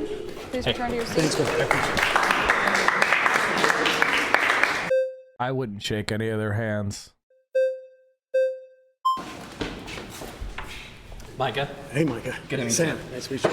There's an idea that you have that basically government can kind of fix all these problems, right? If you didn't save for retirement, well, then the government can just come in, swoop in, and save you from that. Well, not swoop in. It starts on literally the day you get your Social Security. Sure. It swoops in once you retire, right? Once you can. Well, you pay into it. Right, exactly. You're paying it for the 40 years you're working, and then you retire when you're elderly, and they give you a relatively modest benefit that keeps you alive and keeps you in your home and keeps you fed, so you don't end up out on the street. And so you believe this idea basically that government is an effective organization, which it just time and time again, if you look at history, that's proven. Personally, I could just say this. I have two feelings on this. The first is like, this is obviously wrong, but on the other hand, if more Americans believe this, the weaker the United States is going to be against China. So it's like, if I want communism to win, do I really want to convince conservatives that we need to build up the American state? And the answer is like, I don't know. I don't know if that's right. Like, it's going to hurt Americans, right? And I'm an American, so that sucks. And most of the people I love are American. But on the other hand, that, you know, the more we build up the American state, the more people like this guy are going to dominate the world. And it's like, well, maybe he's right. The government can't do anything right. We should privatize the Pentagon. Get rid of the Pentagon. Let's take the Pentagon budget to $0. Proven to not be true. When you're hitting at retirement, you don't know. This is an insurance program. That's it. It's an insurance program, and it basically says you're insured against eating cat food when you're 65. And it works. It works. No, it doesn't. You should have, well, one, you should have your own personal. How doesn't it work?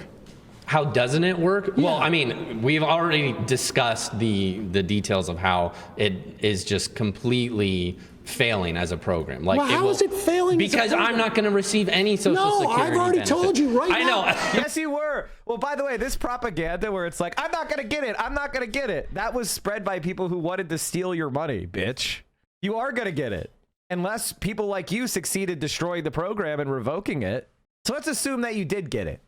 Assume that I got my way and we raised taxes on the rich and you got Social Security. Would you want to get rid of it then?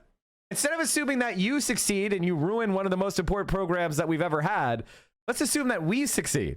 Don't fall for accelerationist propaganda. Socialism will magically win if US fails. People need to be primed for revolution.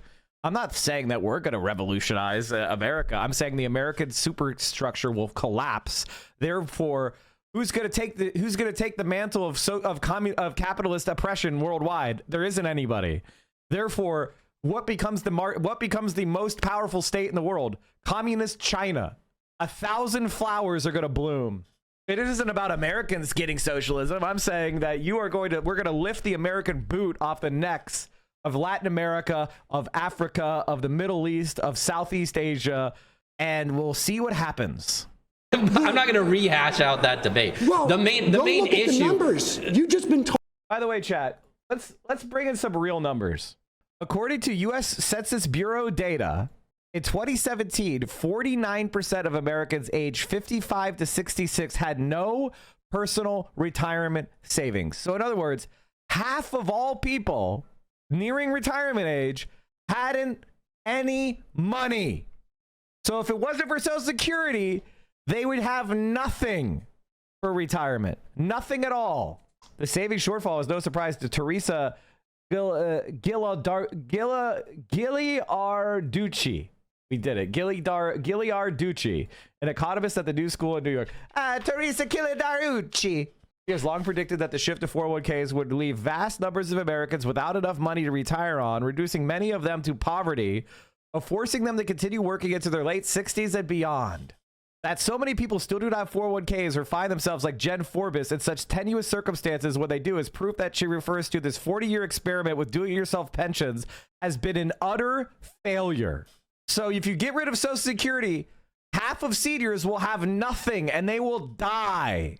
Told this, and you know why you've been told it? Is because they want to raid it to give tax cuts to rich people.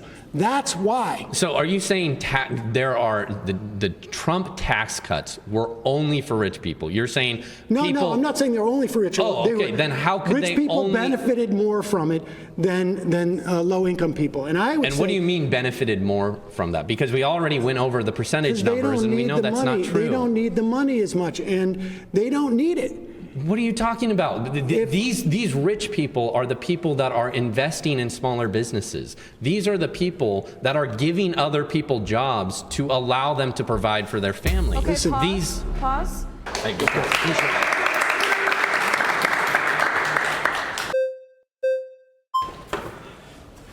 What's up? Hey. Good to be back. Nice to see you. Okay, yeah, nice to see you too. I want to zoom out a little bit. Okay. So obviously you're pinpointing on Social Security, and there's a reason for that. And healthcare too.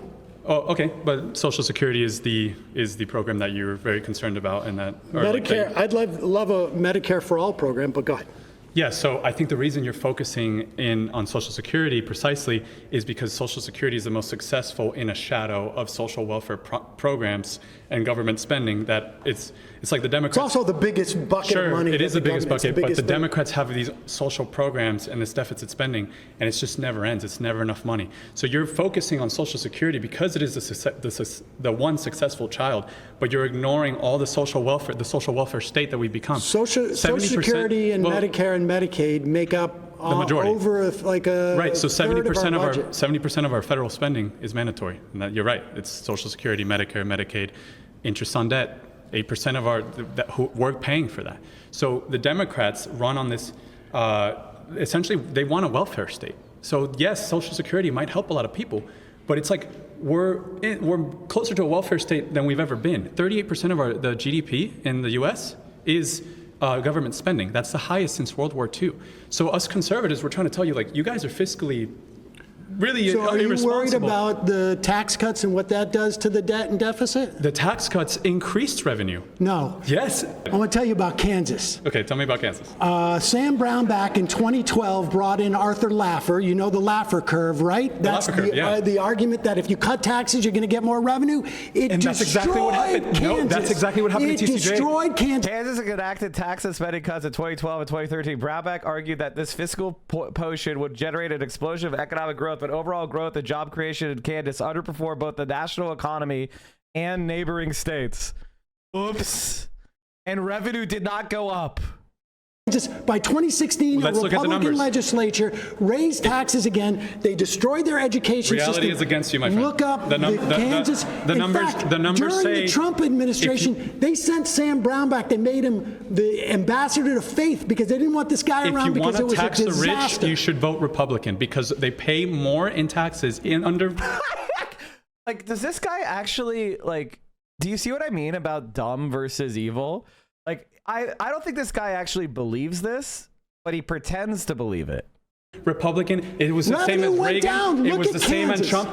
Look at the U.S. Look at the U.S. We have the numbers for this. It was the perfect Obama's experiment. Best year, federal income revenue, is pales in comparison to Trump's worst year. Do you get what I'm saying? Does more the Kansas tax cut experiment? As President Trump and House GOP proposed tax and spending plans that include sharp cuts to income taxes, it's important to explore what happened when Kansas Governor Sam Brownback implemented similar cuts in 2012. The Brownback plan aimed to boost the Kansas economy, but instead led to sluggish growth, lower than expected revenues, and brutal cuts to government programs. The Brown-backed tax cuts, one of the cleanest experiments for measuring the effect of tax cuts on economic growth in the U.S., were eventually reversed by a Republican-controlled legislature as a failure. Under his plan, the tax rate on pass-through business income fell to 0%. The idea was to boost investment, raise employment, and jumpstart the economy. The program in Kansas served as a lab test for how supply-side tax cuts may work at the federal level. In Kansas, however, these tax cuts proved unsuccessful. The Kansas economy did not grow faster than neighboring states, the country itself, or even Kansas's own growth in previous years. Second, a lowered business income tax can be manipulated. While Kansas cut the tax rate on pass-through income to 0 in hopes of promoting economic activity, the growth simply didn't happen. In reality, many people in Kansas recharacterize income from labor into business form in order to take advantage of the 0% tax rate. Like, that's literally, they tried it and it failed utterly. Taxes necessarily equate to more revenue? Yes. No, that's where you're wrong. So if you look at TCJA, and I'll say the numbers again, the top 1% paid more into the system. GDP grew, wages grew 3% year over year under TCJA. So when you're saying tax the rich, it sounds like you're actually a Republican. You just don't know it yet. You're confusing causation with correlation because Obama's economic recovery was way too slow, and I agree with you on that. Way too slow. Way too slow.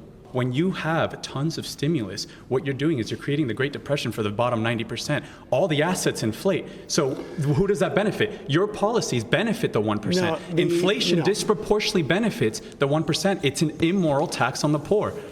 How did the TCJA affect the federal budget outlook? At the start of 2017, congressional Republicans often spoke about revenue-neutral tax reform. The revenue losses from tax cuts would be offset by rolling back tax breaks or introducing other taxes, most notably a destination-based cash flow tax, something called the border-adjusted tax. The destination-based cash flow tax attracted intense opposition from business groups, especially retailers, and was eventually dropped. Lawmakers then pivoted to a combination of tax cut and reform. The TCJA was the result. The Joint Committee on Taxation and the Congressional Budget Office have published several estimates of the TJA's expected budget impacts. These estimates all show the TCJA substantially reducing revenues and increasing deficits over its first decade. The Joint Committee on Taxation projected that the law would reduce revenues by $1.65 trillion from 2018 to 2027. So in other words, they cut taxes and it reduced revenues and increased the deficit. Way to go. And that's exactly what happens when they stimulate. Inflation was not a function of monetary stimulus. It absolutely was. They increased the money supply by $6 trillion. I understand they did that. I understand they did that, and they could pull it back on taxes with the wealthy if they wanted to. You're making an argument for higher taxation. Do you think taxing people makes the country wealthier? Is that what you think?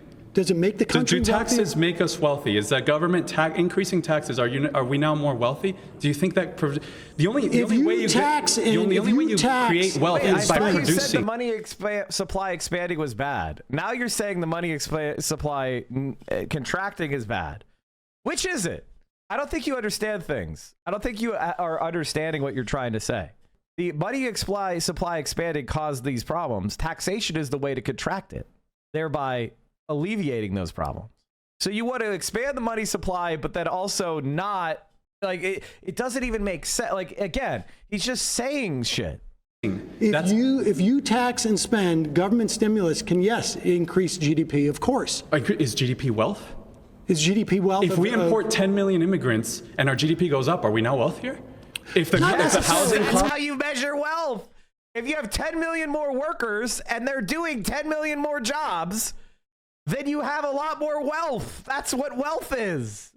Yes. It's sort of like if you had 10 million babies and they grew up to be workers. That would mean you have more wealth in society. Now, is it equally distributed? No. But that's how it works. What are you talking about? More if CPI goes up because there's more people. No, I understand. Inflation is under control. We're going Jubilee for a lot of money. And we haven't pulled that money off the table. Right, but I'm just saying that inflation is back down because we had a problem. The welfare state makes us all poorer. Yes, it does. And you can see it across history. If you compare, people want to come here for economic opportunity. We don't want handouts. We want opportunity. That's why as an immigrant, that's why my family came here. We left the socialist paradise. It's garbage. The people that come here want economic opportunity, and you're stifling that. You're undermining capitalism and the free markets with your utopian vision. There is no free market. Well, there's not anymore. No, there's never but now been a there free used to be. market. No. That is what makes America the greatest. That's what makes the greatest. America is the greatest economy in the world because of the free market. Free market capitalism is the most ethical and moral. America had was when we had 90% tax. That's not true. The numbers are against you. The greatest economy in the world is China, dude. America's very good at like massages and lawyer fees and business to business software. But if you're talking about like, you know, moving steel around and building buildings and bridges and railroads, it's China. If you're talking about pushing paper, America's the best economy in the world. Also, there's nothing funnier than the idea that socialism fails, which is why we have to sanction them with our Navy. Socialism is so unsuccessful. That's why we need to do everything we can to destroy these countries that are trying to experiment with different forms of economic organization. Because the market will win on its own. 1940, 1950, 1960, the highest top marginal tax rate was 90%, and when Milton Friedman predicted stagflation in the 70s, He didn't predict shit. He did not predict stagflation, you dumb bat. What happened is there was an Arab oil embargo. That's what happened. The United States didn't produce enough oil, and the Arabs embargoed us, which caused an energy crunch, which led to stagflation. We supported Israel. And the Arabs said, we're not selling you our oil then. And we ate shit. That's what happened. Social welfare. We had OPEC. We had an oil shock that drove inflation way up. And that was a function of OPEC. But in the 1940s, 1950s, and 1960s, highest top marginal tax rate was 90%. We had wealth inequality shrink. Post-World War II, we had something called the Great Compression. And more people enjoyed World War II Industrial Revolution. We were producing more than every other country. It's because we were producing more than every other country. That's what creates wealth. And we production. were doing that with a 90% tax rate on the wealthiest individuals. When Reagan came in and brought it down, the top 1% paid more. Can you believe that? No. Do you know that federal income tax? Wait. Ronald Reagan created massive deficits. This is what's kind of insane. Ronald Reagan did massive deficits and did massive military Keynesianism. He spent a shit ton on stupid military projects. Like, what are you talking about? Wait, you know federal income tax, it was when it was established. You're talking about the Laffer curve, and I'm telling you to go look at here's my last Kansas. claim. When federal income tax in 1913, when it was established, was only targeted at the people making $100,000 and over. Now, we don't even know, most people don't even know that. It's just a base tax. Why? Because the projections that they had of taxing the rich didn't work out like they thought. Because it doesn't work out. There's a ton of loopholes. The rich are smart. Like, the rich people are smart. So focus on producing. Our top marginal rate still produced an effective tax rate that is double what it is today. It was 50% effective tax rate. Does not create more wealth. Yes. More taxes well, do not I don't know what you mean by wealth. I mean, wealth is very simple. It's production of goods and services. That's what wealth is. That's not what wealth is. Wealth is capital, not production. That's what traditionally you mean by wealth. If you mean general prosperity, consumption of goods and services, the United States of America relies on debt finance consumption. Taxes, money. People think money is more wealth. Taxes money buys wealth. Creates less wealth inequality, and then you have wealth that is shared by more people rather than being in the hands of a plutocracy or a plutonomy. And then you get stuff like an oligarchy. We've seen what happens today. when you punish your top producers over and over again. They leave. They stop producing. The government. Where are they going to go? Europe? Where are they going to go? China? Where are they going to? Lula's Brazil? Shine Bomb's Mexico? Where the fuck are they going? What are you talking about? Peter Thiel Island? Capital flight's a myth. No, it isn't. You cripple the economy. Guess what happens next? Wait. When did this happen in the country? When we had a 90% tax rate? It happens in every socialist country. This is the socialist playbook. They come in and they're... Yeah, it happens in every socialist country. Well, except for the one that's beating our ass, right? They have capital controls. I mean, I think Hassam's wrong about capital flight when you're talking about a small country can be targeted by capitalists, and capital strikes are real and are a thing. That's why the government just has to be prepared to go after the capitalists. You know, as long as you're willing to go after the capitalists, they very quickly get fucking owned. Like, guys, this is not a socialist country, and I'm not calling for socialism to have higher tax rates. It is more socialist than ever before. No, we have it's more not. social welfare spending. No. GDP. I'll say it again. 38% of government spending of GDP is government spending. We have more. The U.S. government spending was estimated to be 38% of the gross domestic product. However, welfare only accounts for 7% of government spending, excluding health insurance. More social welfare programs. And look at what happens. But how come we have all these programs? And it's so funny he thinks we have all these programs. We used to have cash assistance. We used to have social and public housing. We used to have all sorts of programs that have been since cut. Yeah, this is just the primary. This is the primary. Who gives a shit? I don't care about liberal primary. The black community is still living in poverty. What programs are you talking about that are geared towards the black community? We during in 2021. What do you mean, what programs? We expended. Hold on. In 2021. What do you mean, what program? Hold on. Which program? Please explain the program. I would love to hear the programs you think are geared to the black community. Please explain. 20 is enough. When is it enough? You have the richest country in the world. We offered $300. The way you guys think is just insane to me. Like, let me just finish this. All right, go ahead. In 2021, we extended the child tax credit, which is basically a payment, $300 per social welfare. Yes. We cut child poverty in 1 year by 45%. By 45%, but because no Republican would join the Democrats and Chris, looks like the fact check is true. Sinema and Joe Manchin voted against this provision in Build Back. I'm talking 2021. From 2021 to 2022, we cut child poverty in this country by 45%. Look it up. I feel like when I look at it, I guarantee you, I will give you my phone number. You call. This is the problem with all these debates. This is the same thing that happened to me with Destiny, right? Like, when you have facts and you're right, all they do is go like, well, I don't believe it. They don't know anything, and they just show this kind of like arrogant sneer, and they rely on the fact that it's 20 conservatives in the room. Right? So they have what they feel like is a social consensus. But in reality, they're dumb as fuck. All right, if I was wrong, all right, we'll call. I'll do it off camera.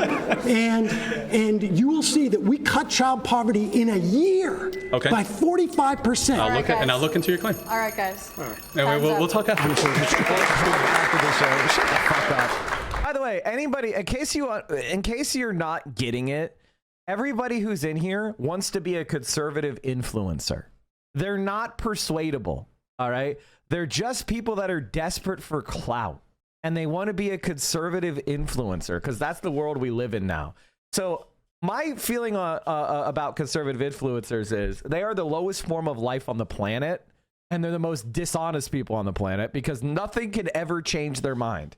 Now, so they're just up there to posture and try to get a clip.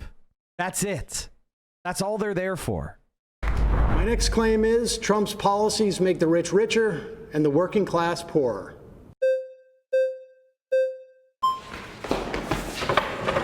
Hello, sir. Hey, Hunter Howard. Nice to meet you. Nice to meet you. Okay, so do you mind if I ask what policies in specific are you referencing to? Tax cuts for the rich. I think his idea of tariffs on countries in the way that he's talking about will make people poorer. I think all the work that they're doing in the anti-union shit they're doing in the National Labor Relations Board, the fact that they are fighting to basically reduce OSHA and any kind of protections against like employer abuse. I think the stuff they're doing to get rid of the Consumer Financial Protection Agency so that banks can screw you, all those are going to make working class people poorer.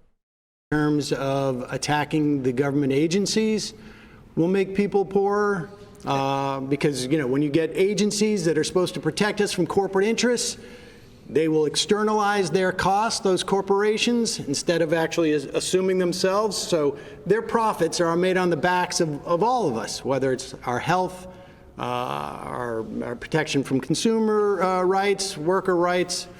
His anti-union policies will make us poorer. So real quick, I'm going to touch on one of the things that you said. Now, there was a lot to unpack there, but there's a lot of policies. We'll start at the very beginning. You talked about taxes. Let's talk about, in his first term, the Tax Cut and Jobs Act of 2017. There are a couple things in that specific policy that actually do benefit the middle class and the lower class more than the top 1%. So you mentioned taxes, right? But in that, from the IRS data that came out, the middle class and lower class got affected. I think they ended up saving like 3 to 4% on their taxes, on their tax cuts, whereas the billionaires only saved 2%. So if we're talking an actual dollar amount, sure, the billionaires saved more, but they also make a lot more, right? Also, the billionaires don't really care about an extra grand or two. In that specific policy, the child tax credit doubled from $1,000 per household to $2,000. No billionaire cares about an extra grand in their pocket, but I can guarantee you the working class does. So how would you rebuttal that? I would say, in terms of the taxes themselves, well, the policies that Trump wants to pursue this time are to expand those taxes for wealthy folks. And over time, what starts to happen is you have this wealth disparity, and as the wealth disparity increases, it becomes harder for working people, essentially, to keep up. Things become more expensive. You get inflationary pressures when you have people with more money. We have more and more billionaires than we did 4 years ago. And a large part of that was obviously COVID, but a large part of it is also money starts to accelerate. Once you, like you say, when a millionaire gets a tax cut for a couple of grand or 60 grand or $500,000 at the end of the day, they end up investing that and ends up growing because they're not out there working for their money. Their money is just is doing all the work. Okay, so yeah, I mean, I think we can agree with you on that when it comes to, billionaires and millionaires and there being a wealth gap in our country, right? I don't think Republicans or liberals would disagree on that, but I think where we will fundamentally disagree is under Trump, right, the stats show that take-home pay was higher for the middle class and the lower class. Inflation was down. They weren't paying as much on taxes. Inflation was down, but wage growth was actually greater during the Biden administration. Well, that's because due to COVID, when a lot of people lost jobs. No. I mean, I'm talking in percentage comparison between those 4 years and these past 4 years, wage growth grew, not from as a baseline on 2020, but I'm talking as a baseline from 2016. Interesting. Okay, well then another point that I want to talk on with you real quick is you talked about slashing government agencies, for instance, the Department of Government Efficiency. I'm sure you've heard about that a lot in the news. That's not a government agency. That's just some committee. It actually an executive order was signed to make DOJ an official government agency as of less than a week ago. So yeah, It is an official. That's not what an agency is. Now this is like pretty basic civics, but I feel like a lot of people don't know what agencies are. So agencies are basically institutions that are set up in the executive branch to carry out a delegated authority from the legislature. So a good example of that is the Environmental Protection Agency.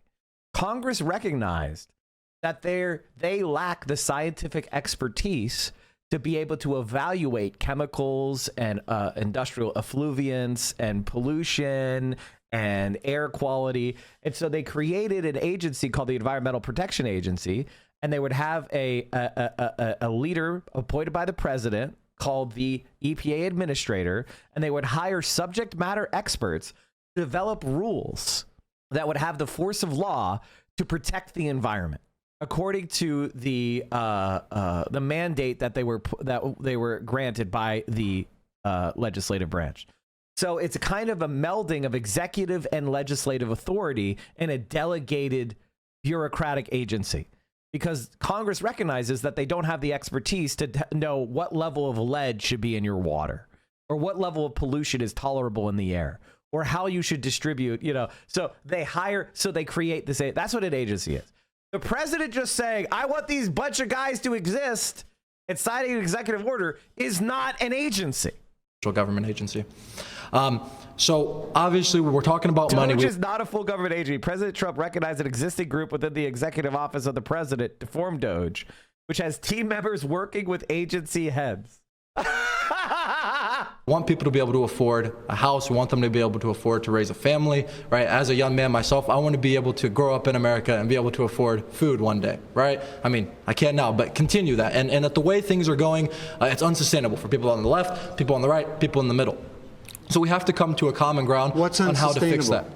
What's unsustainable? The fact that cost of living is increasing year after year. What does DOGE do to inhibit cost of living? Yeah, absolutely. So what DOGE is going to do, the Department of Government Efficiency, is slash a lot of the federal spending, right? So what happens when the feds... What spending is going to get cut? So I'm getting there. One second, sir. So what's going to happen is the Department of Government Efficiency is going to slash a lot of... Say the Department of Government Efficiency again.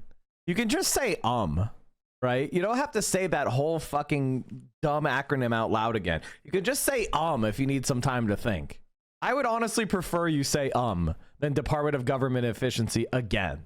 Federal spending. What happens is the government, Republicans, Democrats alike, spend a bunch of money that, excuse my language, but it's nonsense, right? They spend it out here, they spend it out there. Be more specific. Can you, this is what's so tiring in politics. It's so tiring to listen to people's bullshit rhetoric. If you sound like this when you talk about politics, you are a dumb fuck. You are a dumb piece of shit. If you fill up time just saying nothing, and this is absolutely nothing, you should shut the fuck up. Specific here or there, are you talking about cutting for example, defense? Because they're not going to cut defense. Well, for example, wait a second. Well, no. Let me finish. Okay. $175 billion to Ukraine, first and foremost. That was a bunch of nonsense. So we're going to talk about that, but we also have a bunch of other things in the Defense Department, as well as a bunch of DEI departments. Well, they're not touching, first of all, there are no DEI departments. That's completely false. Listen. Defense spending is not going to be touched by DOGE. Ron. And when you talk about the government, what's the biggest expenditure government has? Our military and Social Security are our top two. And Medicare and Medicaid, right? Now, they're not going to touch the military. Are they going to cut Social Security? You're asking me like I'm part of DOGE. No. Well, you're telling me that DOGE is going to help everybody here. And I'm telling you, if they cut Social Security, everybody in here is going to get hit. Because these folks are going to have to pay for their parents because Social Security keeps 2/3 of our elderly out of poverty. So tell me what they're going to cut that's going to make it easier for Americans. I already did. What? I told you the $175 billion that we've sent to Ukraine. We're no longer going to So Donald Trump has signed an executive order. What's going to save Americans is us not sending old rockets to Ukraine. Now, I personally don't think that just because you have weapons, we need to shoot them off is a good excuse, but that is not going to improve Americans' consumption. You've been voted out by the majority. Thank you, sir. So there was no actual thing. There was no actual point made. Awesome.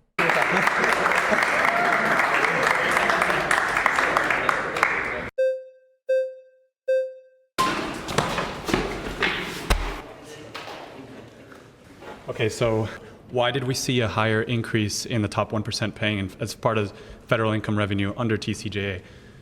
Why did we see a higher increase in the... So under TCJA, it was passed 2017, It was effective 2018. 2018 and onward, we actually saw the top 1% pay more. They had more of the federal income tax burden. They paid 45% as opposed to Obama. During Obama's tax plan, they only paid about 40 to 42% of the federal income tax. Because they got more money. Right, okay, so they got more money. They got richer. But why are they paying, and why did they get richer? So this goes on inflation that... that's my point, is the rich are getting richer. Right, but why would you say that they're getting richer? But you mentioned inflation?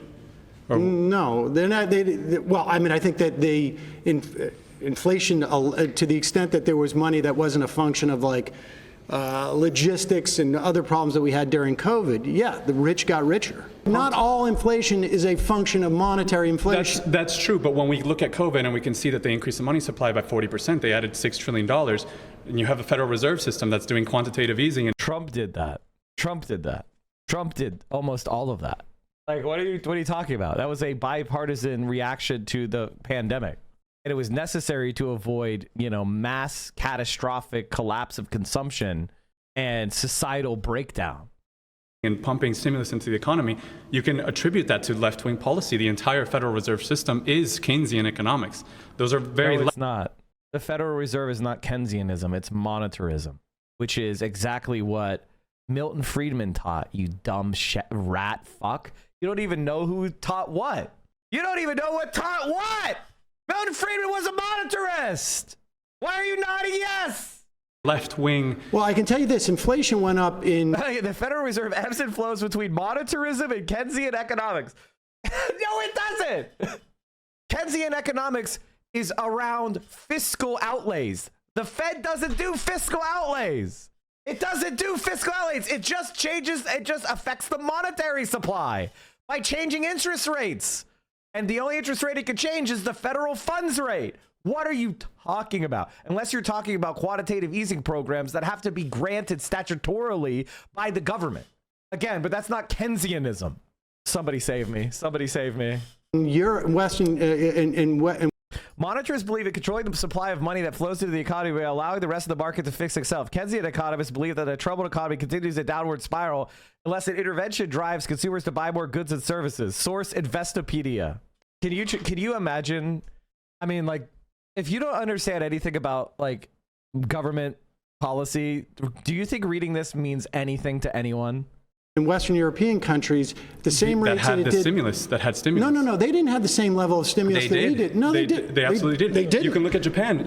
I hear this topic all the time from the Democrats. They say, "Oh, inflation was global." Not true. China never went above 3% inflation during all of COVID, and they were actually under deflationary. You know what? Let's have a compromise. Let's do the Chinese form of government. I agree. You know what? Who says we can't compromise? I'm a compromising kind of guy. I'm in favor of a one-party communist state with 60% of the economy being state-owned enterprises. I'm in favor. This is a good policy. I'm in favor of this is a good idea. This is a great idea. I'm in favor of this one. We can reach across the aisle on this one.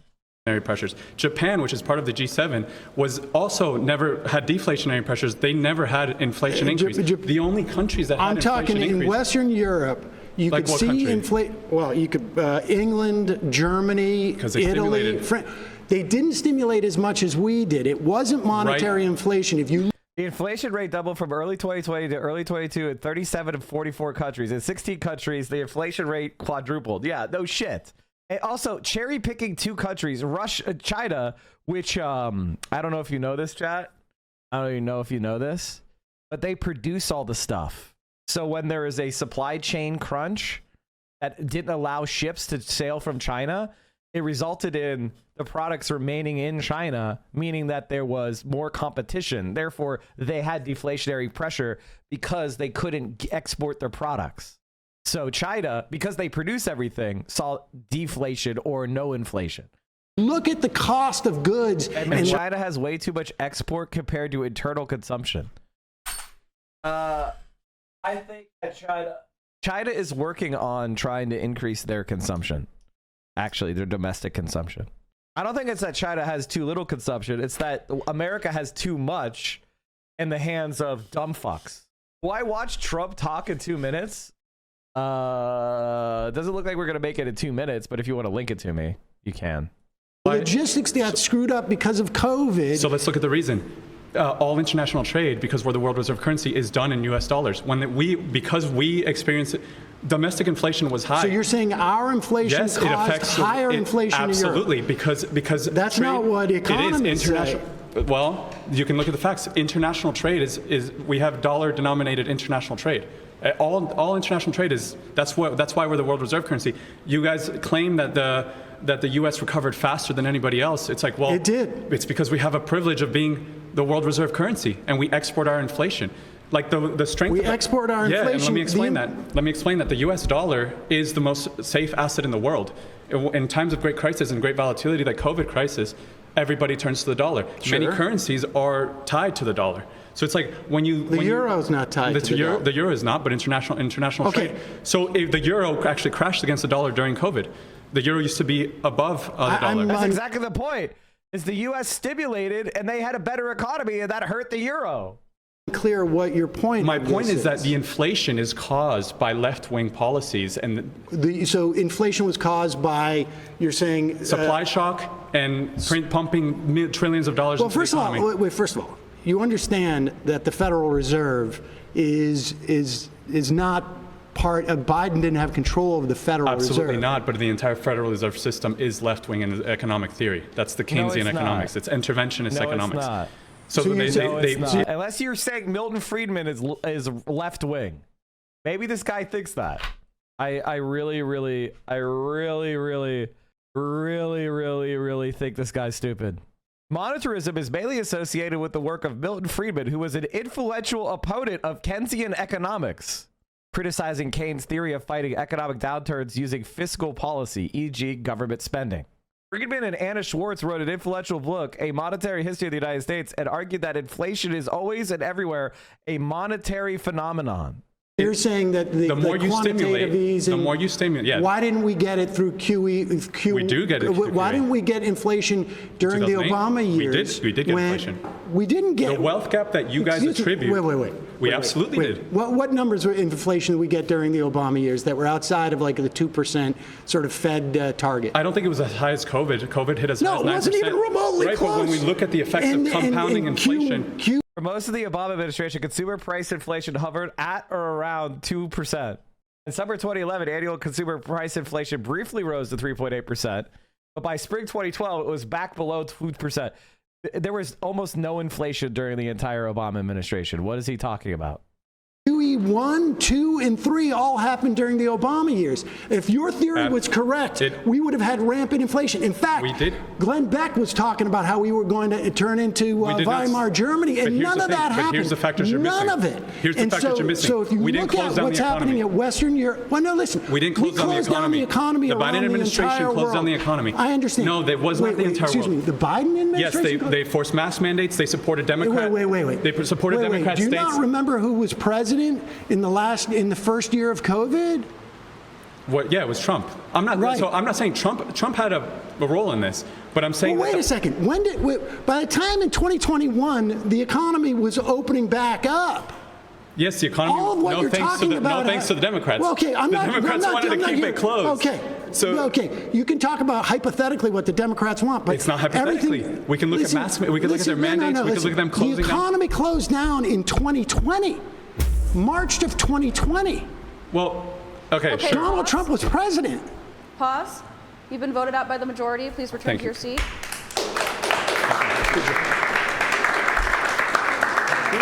This guy has been convinced that if he just says facts and moves his head around, that will somehow mean that he made an argument. This is the problem with these kind of debates, is they're just dumb as fuck.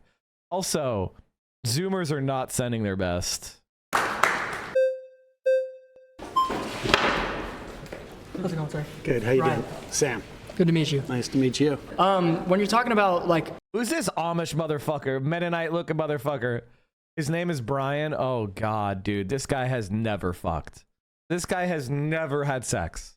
I would put money on it. Inflation. In 2021, he's nervous. Janet Yellen said it would be transitory, and then again in 2022, she said it would be transitory, and it turned out to not be transitory. And then one major thing happened in 2022. I think we all know what that was. That was the war in Ukraine. And I believe, and I can explain, that the war in Ukraine was explicitly caused by Joe Biden's bad foreign policy, and that shut. I mean, I think the war in Ukraine is an under-discussed element of inflation. It's probably one of the most important elements of inflation that people don't talk about. And yes, it was. That's true. But this has nothing to do with making the rich richer and the working class poorer. What are you talking about? This is supposed to be Trump's policies. What are you talking about? This is supposed to be Trump's policies. If Dr. Phil's Elon and Donald Trump therapy session, what the fuck are you linking me? Shot inflation up from, like, there was already pretty bad inflation in early 2022 and in late 2021, but it shot it up from the low kind of margins in like 3 or 4% all the way to 9% in 2022 of July at the peak. That was an underestimate, actually, but we'll let them say 9. Inflation is now down around 2%, around where in between 2.5 and 6, where they're looking to get it, and we have really close to record unemployment that we've had over the past 4 years. But how does this have to do with? Okay, this is my own pet peeve. I don't think you can look at unemployment rates and compare them to pre. I think the way that they have done the unemployment rate in reaction to gig work is completely bullshit. I don't think the gig work, like, people are never truly are unemployed because you just download Uber and you drive somebody once and now you're not unemployed. And it's like, no, you're fucking unemployed. You know, like we've converted, you know, odd jobs into like a low unemployment rate. And it's like, no, that is not a like-to-like comparison. But it was 3% in 2000. It was a little bit different than it is now. It was better then because people were taking W-2 jobs, not 1099 gig work jobs that make you fucking nothing. This is my own bugaboo. Trump's policies not making the richer richer and the rest of us poor. Okay, so what I was just explaining with, I was going to get into oil prices. So oil prices skyrocketed in 2022 because in 2021, when Biden got into office, he shut down our Keystone pipeline, shut down all new oil and gas leases in America. Then he took the sanctions off. We are producing right now more oil in this country than we ever have in the history of any country everywhere. Yeah, I know. On top of the fact that Biden is credited by oil traders, and this isn't something that I, am terribly excited about. What did he just do on the East Coast? What did he just sign? What Biden did during the past 4 years is he used the strategic oil reserve to drive down oil prices and essentially broke and it's filled back up, and he filled it back up, and he broke the negotiating power and the price setting power by oil countries across the world. Really, I mean, oil traders hail him for doing this, and frankly, I don't think it's that impressive. But let's talk about what Trump's policies are. We only have a little bit of time left, but I was getting to that. So oil prices in 2021, Biden took all the sanctions off of the pipeline in Russia, and then the pipeline in Russia ran straight through Ukraine originally, and he knew that if he invaded Ukraine would destroy the pipeline, and his economic success would be destroyed in Russia. I don't think they did that until very recently. I think the Europeans pressured the Ukrainians to keep moving gas, didn't they? Like they kept importing gas through Ukraine till like very recently. The sanctions? Are you talking about the one that went? Are you talking about the one that went through the Baltic Sea? Are you talking about Nord Stream? Biden or Putin? Putin knew that would occur in Russia if the sanctions were taken off of that pipeline. And Biden took all the sanctions off of Nord Stream 2 in Russia, like the second week he was in office. And then a year later, Putin invades Ukraine. Sanctions happen all over the world, and inflation rises within 6 months all the way up to 9%. Trump is going to do great things with oil and let us drill, and what that actually does for the economy. Like I say, we are producing more oil in this country than any country in the history of the world. What executive order did Biden just sign to have to do with offshore drilling in the East Coast? Oh my God. Tesla's down 15% today. Rip Mike. I should have sold. He stopped it. Yeah.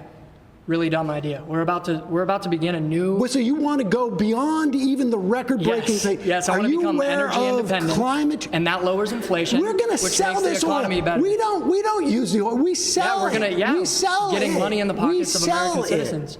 No, they don't. It goes to internationally held corporations. What is this guy talking about? When ExxonMobil extracts oil, that doesn't go in the pockets of Americans. There's very few Americans even involved. A well gets drilled, it's connected to a pipeline, it goes to a refinery. There's very little in the way of Americans where any of this money sticks to our hands at all. We don't have government-owned oil enterprises. We're not Norway. We're not Brazil. That money goes to international investors. Do you own ExxonMobil stock? If you don't own ExxonMobil stock, there's nothing going to you. Not at all. Sell it. Well, how is that oil getting to the pocket of American citizens? Because when you lower the prices of oil, that lowers the prices of all products.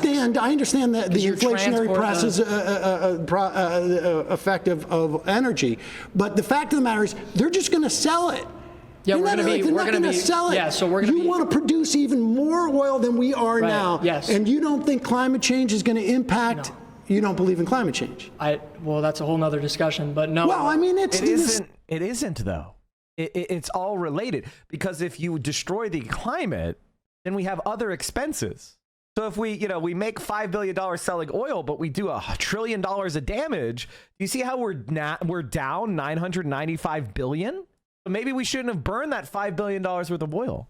sort of the same discussion. Yeah, no, I believe that climate change is, well, there's obviously an element of climate change that is partially true, but lowering or Which part of it? Raising the man-made raising temperatures by 1 to 2 degrees Celsius in the next 150 years isn't necessarily a detriment to society. Human beings You don't think so? No, human beings are very good at innovation, and we can build seawalls, and we can create carbon What kind technology. of seawall are you going to build for Miami?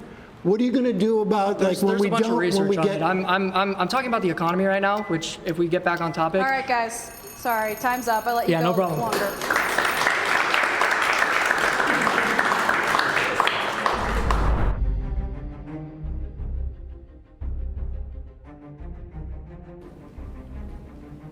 I choose Ben because he let me lecture him about Social Security.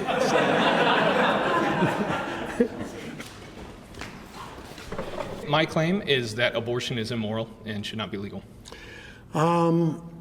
Yeah, I disagree because largely because I think the primary rights that we have under a society should belong to the person, and I don't believe a fetus is a person. Okay, okay, so that's very interesting. You don't believe the fetus is a person. When do you think that it gains personhood, in your opinion?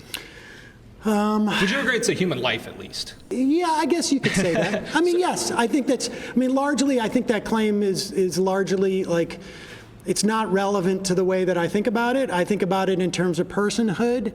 I mean, I think life exists all around us.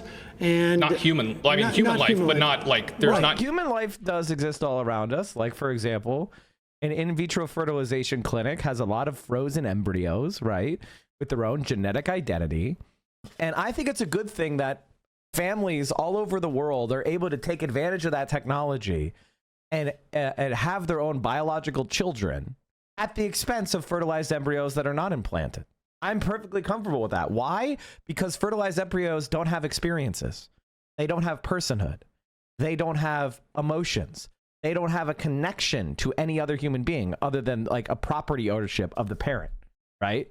Like, they're not a human being. Any of the essential factors of what makes it a person is not evident in the fertilized embryo. It doesn't mean that it has no value or it's valueless. It doesn't mean it has no potential. But I think the reality of the rampant destruction of fertilized embryos is worth it to create the children that arise from in vitro fertilization, right? And I'm able to make that distinction because a human person actually is endowed with consciousness, and fertilized cell egg is not.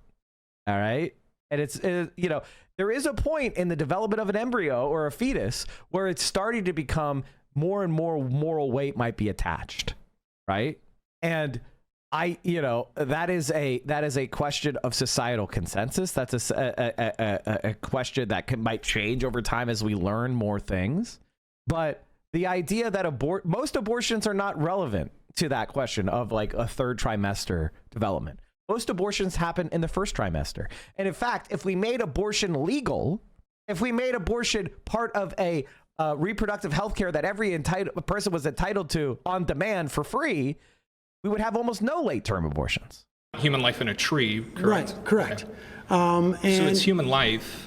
It's human life. But it's not a person? It's not a person. At which point does it gain personhood and gain the value of being a human? Well, I think it becomes a person when it's born. Why? So 5 seconds prior, it's not born yet, not person.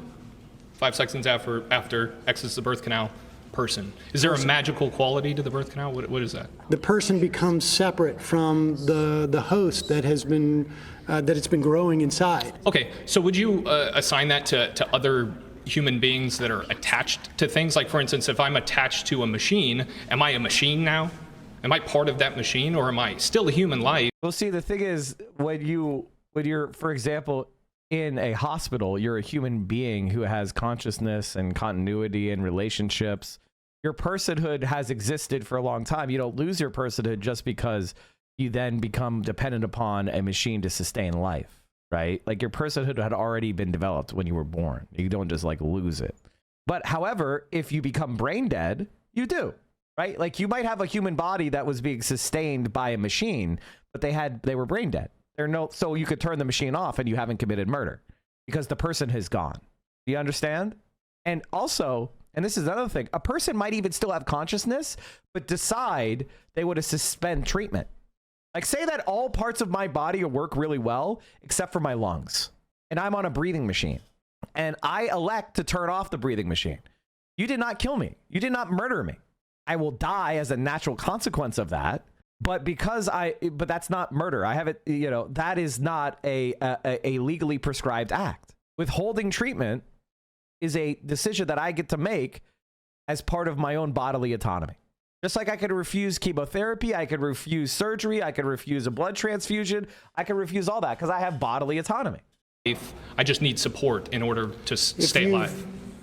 If you've never been born and you're growing in, let's say, a test tube, for instance, then yes, I would argue you're not a person yet. Okay, so then, but it's not really the disconnected part. It's the being born part. Well, being born means being disconnected from your mother. Okay, so you're specifically abortion is about the mother's autonomy. The mother is evicting the person from her body. Just here, I'll help you. I'll make an analogy that a conservative will understand. So imagine you're a multimillionaire landlord, right? And you have a single mother of 3 young children, and she doesn't pay rent. All right. Now you evict her, right? And she goes out into the streets with those young children. Now that's because she wasn't paying rent, right? And you have the right to control your property, right? Your apartment building. Now, when she goes out on the street and dies due to exposure because it's really cold that night, would you say that you're a murderer? And if your answer is no, then you can't possibly be against abortion. Now, personally, I think that would be murder. I think that would be social murder. And the reason why is because that mother is a human person. She has consciousness. And you're a greedy fucking capitalist sponger.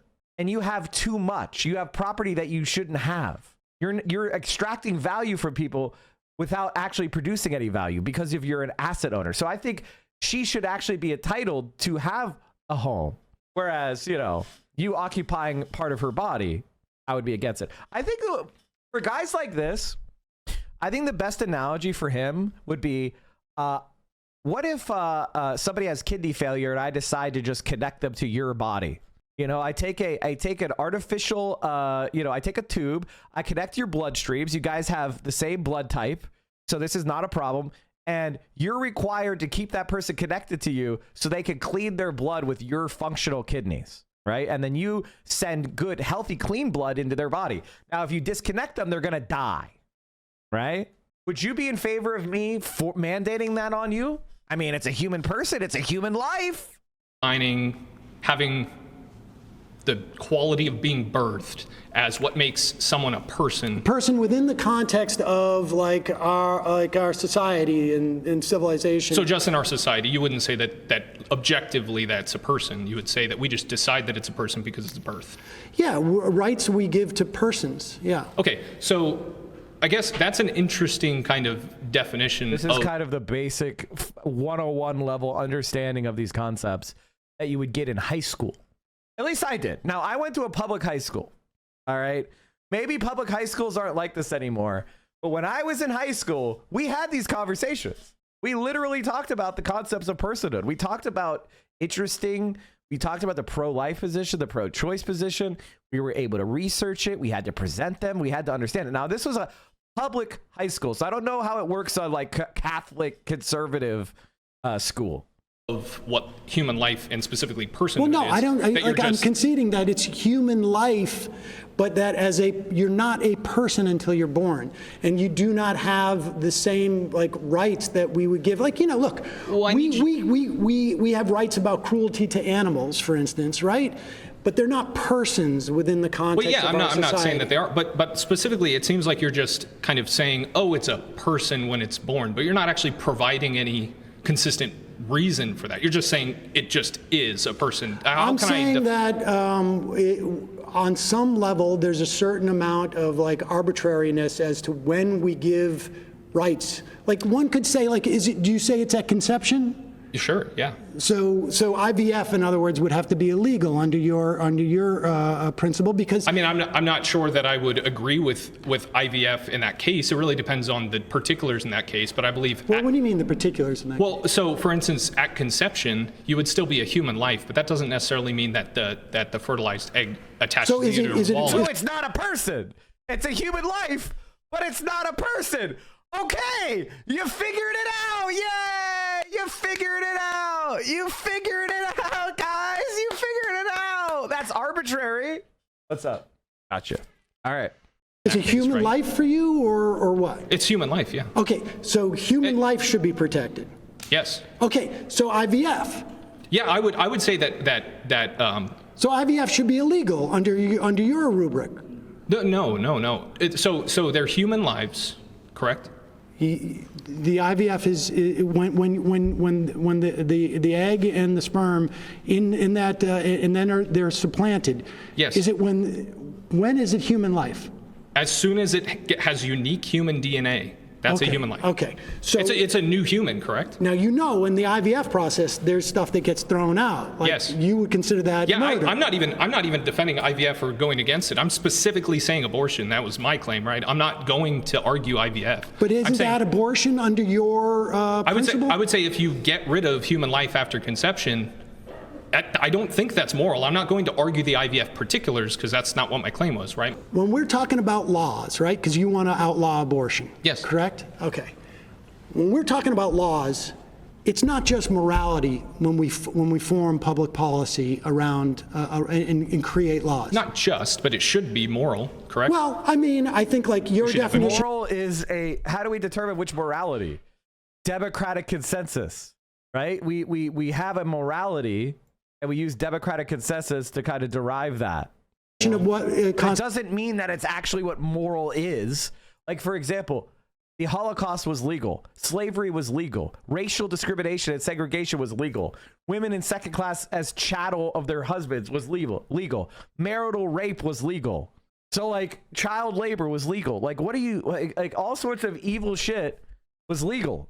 Constitutes moral and mine are different. For instance, I would prefer, in a perfect world, not to have abortion on demand until, up until birth, right? Sure. In a perfect world. However, we know in practice that when you start to restrict things, like say, only in the threat of life to the woman, let's say, that's the only way we're going to allow abortions, right? When you start to have these exceptions, they're in practice, they don't work, because when your life is in jeopardy and you come into a hospital, the doctor doesn't see a bulb that shows up above you and say, like, your life is in jeopardy. It's always a subjective assessment.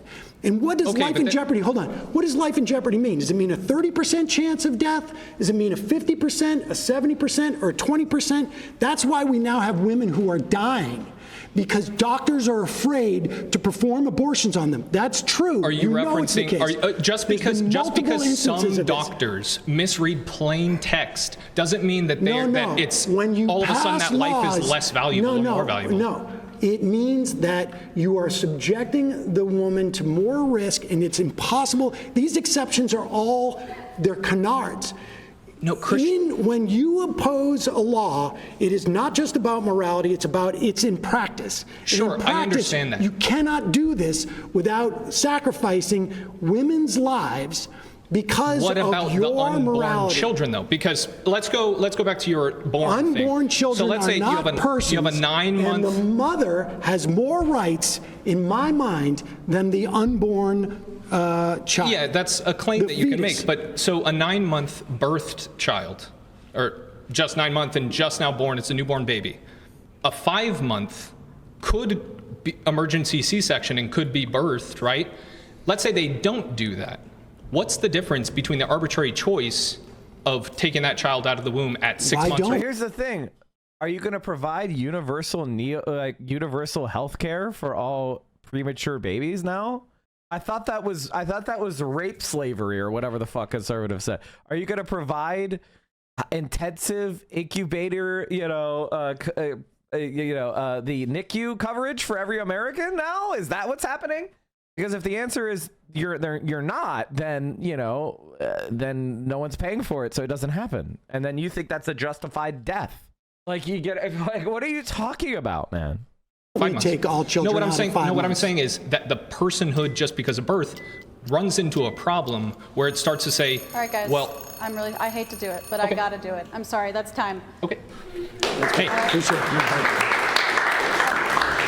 Listen, if you want people to not have abortions, then just tell them not to have abortions, and I'm perfectly fine with people deciding not to have an abortion. I think that's a good compromise. If you want to be pro-life, you can be pro-life. I'm glad I was here.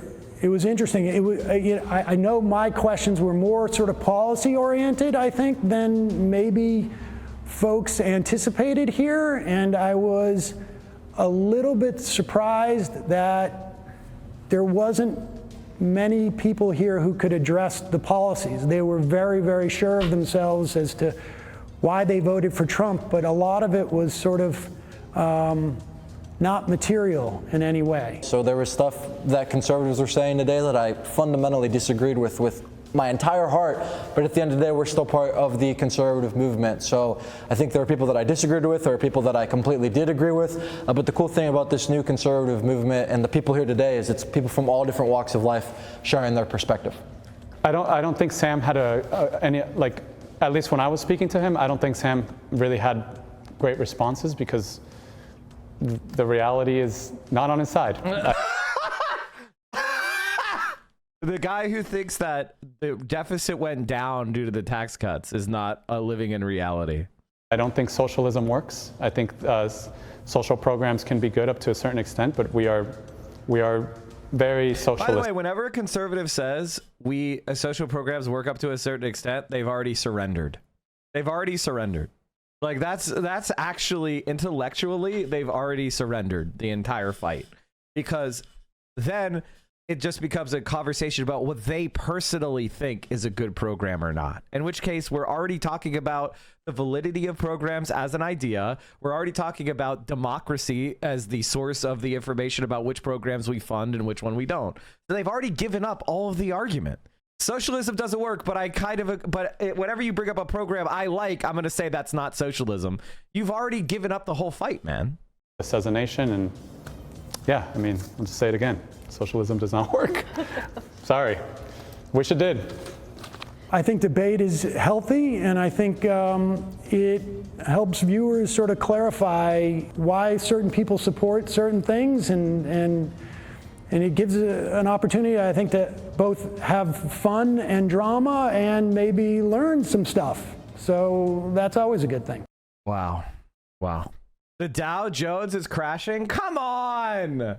Come on, man! Come on! I was gonna short today! Come on, man! Come on, man! NVIDIA down 60%! Come on, man! God damn it! Chat, how much... You guys all saw me call this, right? You saw me call the top, right? Like, I'm not, like, stock guy could never. Stock guy could never. If I actually listened to my own advice, I would be a multimillionaire. This sucks. Dow tumbles 900 points. I just got an account. I did it yesterday. Come on. The stock guy would beat me. A guy who bought stocks at the beginning of a bull run and thinks he's a wise investor. We'll see if the stock guy makes it through a recession. Let's see if the stock guy makes it through a recession. I have my doubts. It's like, I started buying stocks in 2020 and it went up. I am so smart. It's like, wow. Wow, that's crazy. You started buying stocks at the beginning of an all-time bull run? Wow, what a genius you are. We got a long way to drop. Probably at least 30,000, I would say. That's where, if there was a true recession, I think we're going to at least 30. Maybe even, I mean, I don't think we could go below 20. That would be crazy.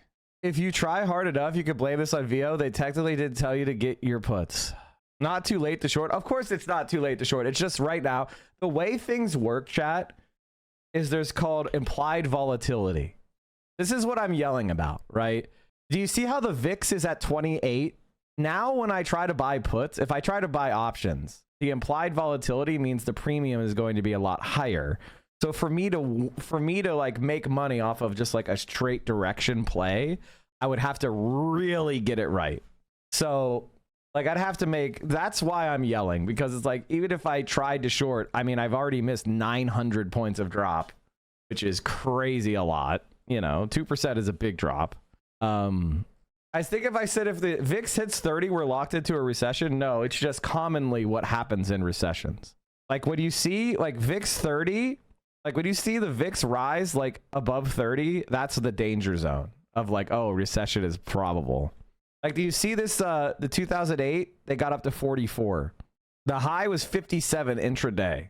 So that's you know, that will be a sign of an utter collapse. The VIX is up 20% today. God damn, dude. Like this is a video in the corner. The VIX is at 22. It's at 28 now. This is bad. Donald Trump started a recession. Everything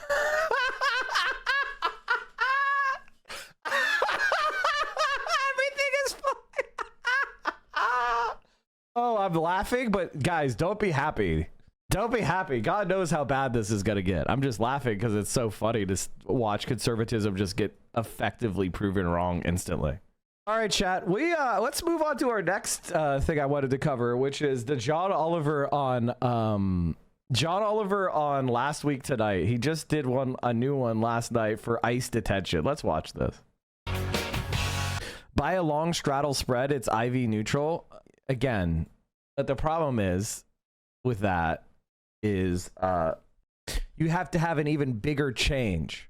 If you straddle, then you need an even bigger change to profit, because you are going to lose directionally the premium.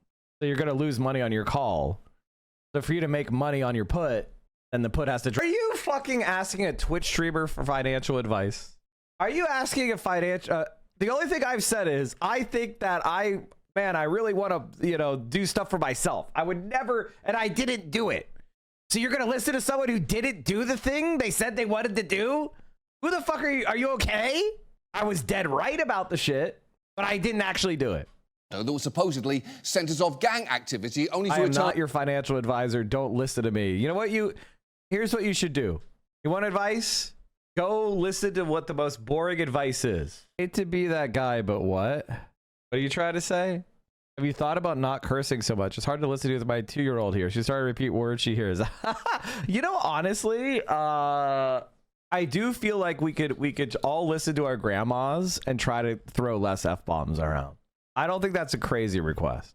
Last year, more than... You have to remember that these people are absolute pieces of subhuman garbage, right? Like, and they are trying to inflict the extermination of the human race. You say the F word when playing Valorant? Oh, no. Empirical evidence.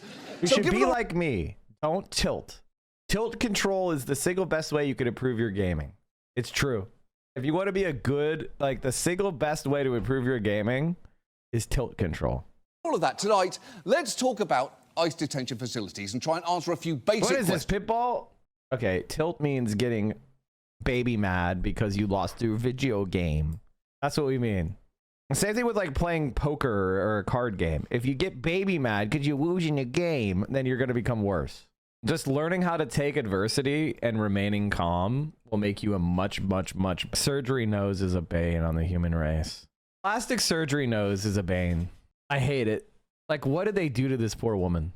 Like, she has this like really big, like, she has this like, you know, kind of big, like, thick brow, and then you see like her nose, it's like almost falls off a cliff, and then she has this tiny nose, and it's like, what happened? You probably looked better with the original nose. What did you do? What did you do to yourself? Even a mistake? He had weed. What's the mistake? He didn't make a mistake. What are we even giving them that? He didn't even make a mistake. What mistake? Who gives a shit? It's like saying somebody was involved in an interracial marriage before Loving v. Virginia. That's a mistake. No, it's not. It was just law. It was against the law, but no one actually thinks it's wrong. At least I hope you don't. You said before you would collab with the stock guy. I did. I don't think you can have a very exciting stock show if you're just like, buy low or no fee market index funds with a target date so you have a good mix of stocks and bonds that's appropriate for your age. Like, you know what I mean? Like, you know what I mean? Like, what are you going to talk about then? Just dollar cost average dialects that we only have 1 to 2 English translators for. My professor at uni was one of them that spoke a dialect descended from Mayan. People imagine that everyone could be easily communicated with, and that's not the case. Oh, of course. Did you see the Trump tweet about Mahmoud?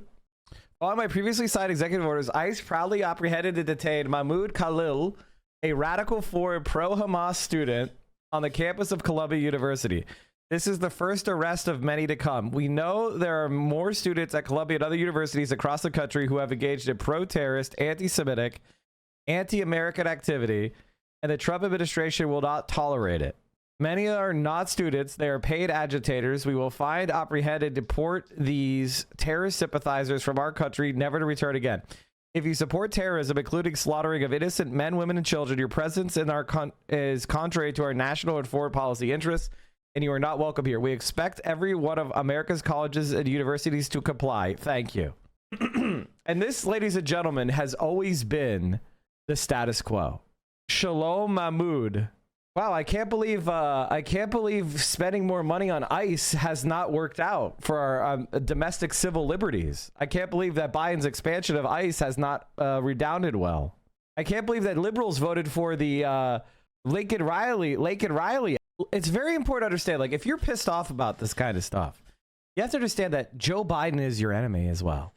Like, that's the thing. Like, just voting for Democrats. Well. What's up, deprogrammers? You Gopniks Raiders, how you guys doing? We are watching about ICE detention, and I gotta say, chat, if you're a European, I need you to contact your local politician, your local legislator, and say it's time to leave NATO. The United States of America is now detaining and stripping people of their rights for protesting Israel. This shit is going off the rails. The United States is actively allying with forces that are intensely anti-European. Break away. Finland, we just joined. Leave! Also, the social democratic cucks that joined NATO. Jesus fucking Christ. Anonymous. I mean, X is still working for me, chat. Holy shit, Tesla has crashed 15. Since I was complaining about not shorting them, they've dropped another 20 points. The chatter is like, why don't you just short them now? And I was like, I'll do after the stream. What the fuck? I just posted this, chat. I just posted. So Elon has lost his investors over $800 billion since last December 17th. How much longer is he going to keep his job as CEO while he destroys the Tesla brand? After wrapping up its 7th straight losing week on Friday, Tesla's slide continued with the stock headed for its worst day since 2020. The company has now lost over half its value since peaking on December 17th, a drop that's wiped out $800 billion in market cap. Tesla's latest slide coincides with CEO Elon Musk's time in the Trump White House. A 15% drop in one day is unbelievable. No one is buying this stock. This is crazy. Down 41 points. Who had a Tesla short? If you enjoy this content and you got a Tesla short because I pointed out that this motherfucker was overpriced, you better get some goddamn subs right fucking now. You've made thousands. It's time to pay me. It's time to pay me, you motherfucker. If you shorted Tesla because I said, wow, this thing's overpriced, you fucking should be paying me. You son of a bitch. It's our capital gains. You pay me 10% of what you made. 10% of what you made. That is a reasonable commission. You pay me 10%. If that means you have to gift me 10,000 subs, you gift me 10,000 fucking subs. You had years to short Tesla. Why didn't you? Because I literally opened my account yesterday because I was like, oh man, it feels like the recession is happening. It's time to get in there. And I didn't have a fucking trading account. So it was financial advice? No, of course it wasn't.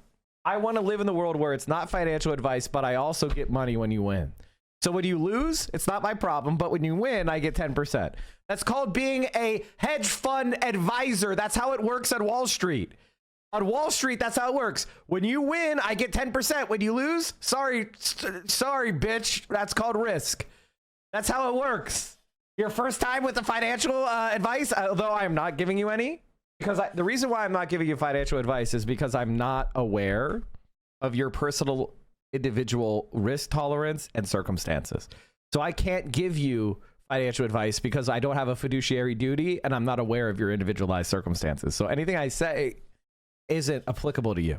Gut check. Are we really headed for a recession?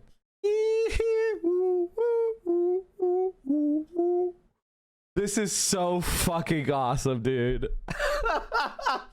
Donald Trump getting elected and the billionaires having like just immediately going like, oh wow, oh fuck. It turns out that capitalists are really bad at this. Extreme fear is driving the US market. Oh no. Oh no. Extreme fear market momentum. Extreme fear stock price strength. Extreme fear stock price breadth. Put in call options. Oh no no no no. Market volatility. Extreme fear. Safe haven demand. Extreme fear. Junk bond demand. Greed. Okay, so people are still buying junk bonds. Jaeger Larson has gifted 50 subs. Now we're talking. So people are buying bonds. Oh no no no no no no no. 1 week ago was extreme fear. 1 month ago was neutral. Uh-oh. Uh-oh. What are the biggest movers? What's the biggest gainers? These seem like all sorts of like worthless. What the fuck are all these therapeutics? Eh? Oh, deal to be acquired by some pharma. Okay. Holy shit, the US is just crashing, dude. 4.5% loss from the NASDAQ? Jesus. By the way, back in January, when Canadian car dealerships received notice that the electric car bonuses were ended the weekend after 4 separate Tesla dealerships sold and delivered a total of 8,600 Teslas and dried up the entire pool of remaining e-car subsidies. Wonder how that happened. They lied. They lied and they committed fraud. Coinbase down 17%. How is the crypto doing? They're crashing, right? 78,000. Woo!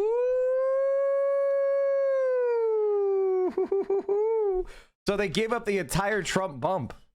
Today, Bitcoin briefly slips below $80,000 after Trump's White House crypto summit on Friday failed to impress. And Greg DePrisco of M0 Labs discusses the other crypto meetings that happened in Washington last week.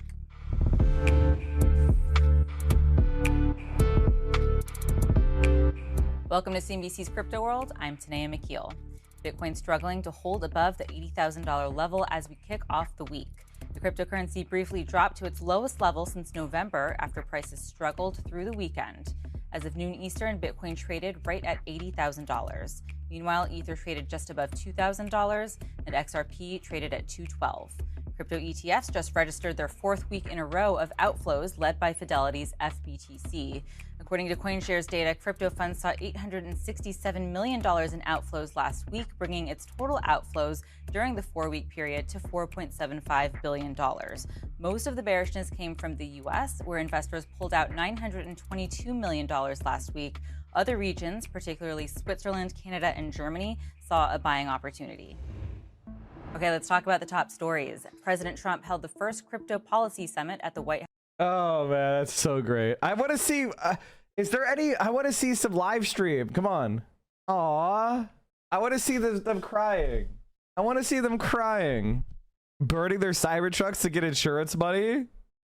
Well, cameras captured what appeared to be a Cybertruck engulfed in flames overnight in Seattle. Take a look at that. Fire crews just... Oh no. Oh no, you accidentally destroyed my Cybertrucks. Oh no, I need to get the insurance money. How does this type of stuff affect the market in Japan? I say they are still in the green, unlike America, Europe, and China. Everybody will take a shit if the U.S. has a recession.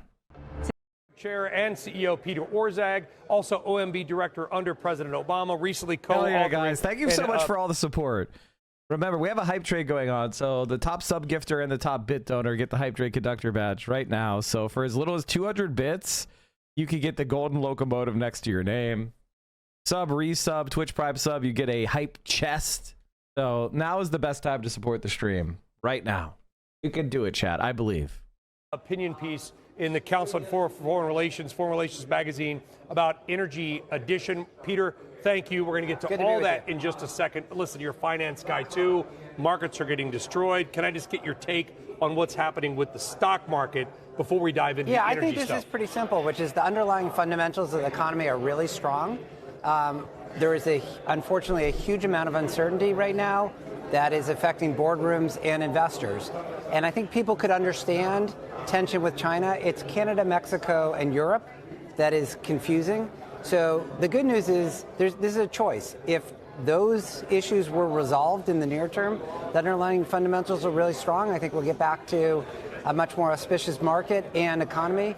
If this level of uncertainty persists, it's really damaging to confidence and therefore to business investment, M&A, et cetera. I know you're not a market maker in Palantir or any of those AppLovin or any of those stocks, but I'm sure you and your team watch them. How much of this sell-off do you think is related to tariffs and uncertainty? I think a lot of it. And again, it's specific about what, tariffs in areas that people hadn't anticipated, on, off. So a big part of it's uncertainty, but there's also a part, look, a 25% tariff on Canada and Mexico would have significant economic effects inside the United States. So it's partly the uncertainty. And that's a big tax increase. That's a big tax increase on regular working people and their consumption. Wait, are we really doing that? Well, we interviewed the Secretary of Energy earlier, and he said, listen, this is all part of a negotiating tact, and kind of echoing your point, Peter, which is this can be turned off as easily as it was turned on. Do you find some hope in that once there is a solution? This is the hope here, or this is why this is actually quite promising if it's resolved in the near term, which is, again, it would be much more challenging if this were reflecting some big imbalance in the economy or some fundamental challenge for U.S. productivity. That's not the case. Instead, this has been, created over the past couple months. It could be uncreated, and then we could be back to the races. So I think people were already kind of running out of runway for consumption.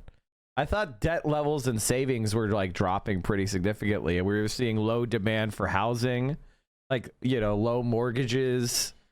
So we were seeing decline, like gluts in kind of like the high end market in housing in places like Austin. And so, like, people were going to cut back on housing construction. They were cutting back on mortgages because people couldn't afford it. The housing prices are so high and the mortgage rates are so high that people aren't buying houses. I just paid off my car, but now I have no savings. Well, you don't have a car payment anymore, so start saving. Tariffs are ultimately levied. We get a 25% tariff on Canadian energy coming into the United States, or 15%, whatever the number is. Will that have a deleterious effect on the American economy? At those levels, I think there is a deleterious effect, but that's being exacerbated right now by uncertainty about whether or not is that what's going to happen. So there's one thing, we don't know what to plan for, and then the second thing is, once you know what to plan for, yes, tariffs at that kind of level, that would not be good for U.S. economic performance. Well, I appreciate you veering off, because my first question was going to be a very simple one, which is, why is Peter Orszag here? This is an energy conference, Peter. You're the CEO of Lazard. So first of all, we have a huge presence here in Houston. M&A in energy is a big deal. We have a stellar team. That's point one. Point two is energy is foundational and fundamental to economic growth. All the things we were just talking about, the economy, inflation, those are driven by energy, let alone the future of AI. And then third, we have long been a thought leader in this field. We've published the levelized cost of energy studies that have gotten a lot of attention. And as you mentioned, I just co-authored a piece with Dan Yergin in Foreign Affairs, continuing that tradition of trying to provide thought leadership on energy because it's such an important sector. Welcome to you both. Bill, you say you've gone from one of the most bullish to one of the most bearish guests we have on. And so right now, is that your feeling? Watch out for the downside? Oh, absolutely, Kelly. Look, for months I talked about the S&P going to 6,000, NASDAQ 100 going to 22,000, 22,500, the Dow going to 45,000. That seemed like a pipe dream in early 2024, mid-2024. I talked about this on CNBC on April 10th, almost a year ago. Now we've hit those targets. And so the key factor here is that the major long-term trend driving this rally, the rally off the March 2020 lows and the height of the pandemic, when it became clear that we were going to get historic monetary and fiscal stimulus, that rally is tapped out. People come on these shows all the time and say they're long-term investors. You want to stop an interview in its tracks? Ask them, what's the long term? Is it 3 years, 5 years, 10 years? Is it going back to 1929? 99 out of 100 people have no idea what to say. The long-term trend driving this move started in early 2020, in the height of the pandemic, when it became clear we were going to see historic monetary and fiscal stimulus. that is basically tapped out across the indices. I sent you the charts, the bar charts, the volume over price charts. And so that's the key factor that really got us to turn bearish.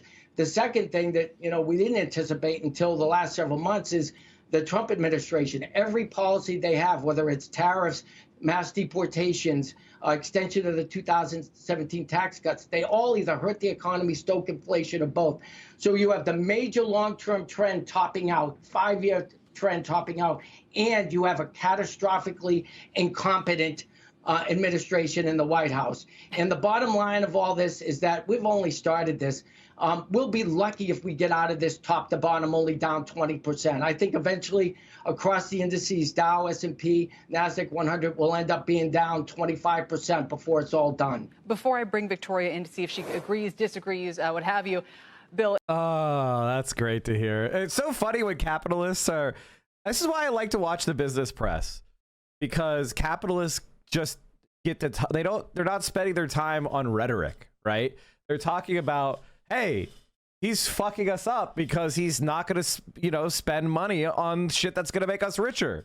And, so I'm betting against him because he's incompetent and he's a dumbass. And the tariffs are going to hurt the economy, and removing millions of workers is going to hurt the economy. That's who we exploit.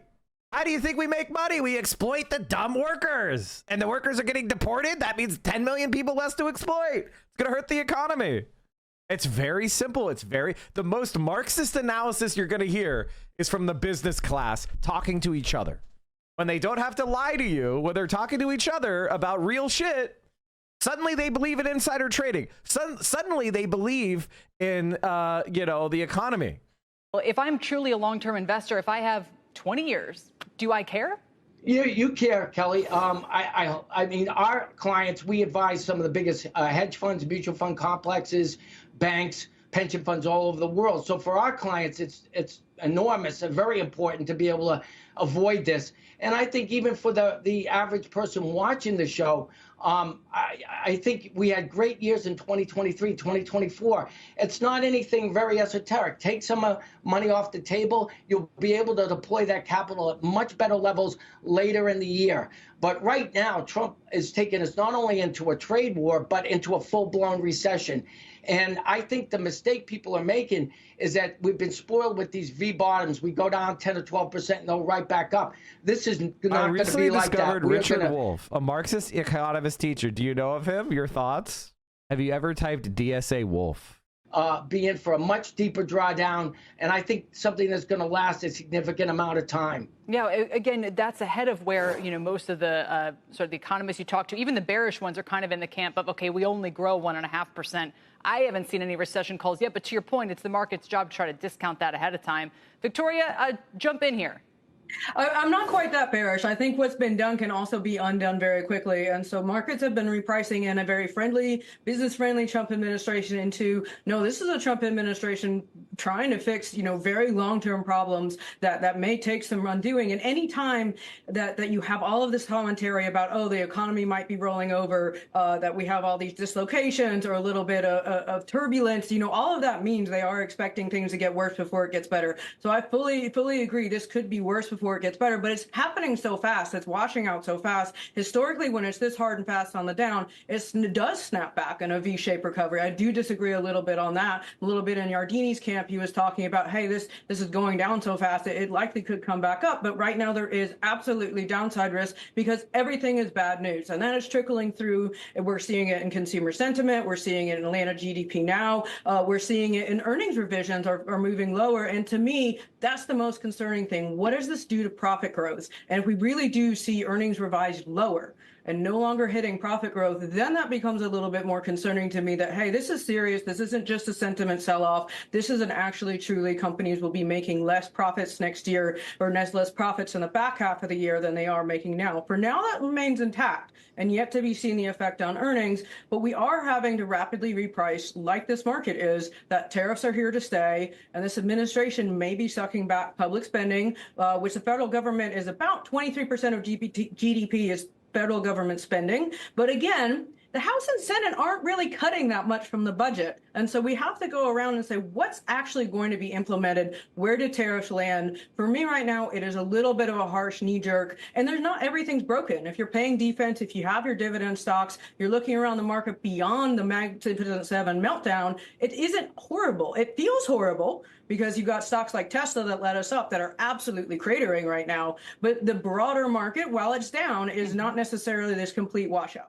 Tesla is dying, dude. All right, chat. Well, shit. That seems like a good place to call it. Thank you, everybody, for all your support. Just under 200 subs on the day. I think Vio is napping. I'm going to send you guys, gals, non-binary pals over to the mothership. I feel like Hassan doesn't get enough raids. You know, he needs more raids. Let's send you right over to the mothership. And he's going to probably be watching Sam Seder, so you get to watch that again. Thank you, everybody, for hanging out. Really do appreciate you. Here's all the links. And remember, free Palestine. And we're not going to stop. We're not going to fucking stop, no matter what these scumbags say. All right, everybody. Stay safe out there. Stand up, all victims of oppression, for the tyrants fear your might. Don't cling so hard to your possessions, for you have nothing if you have no rights. So come, brothers and sisters, for the struggle carries on. Listening to Mike from PA unites the world in song. So comrades, come and rally, for this is the time and place. Join the Central Committee and unite the human race.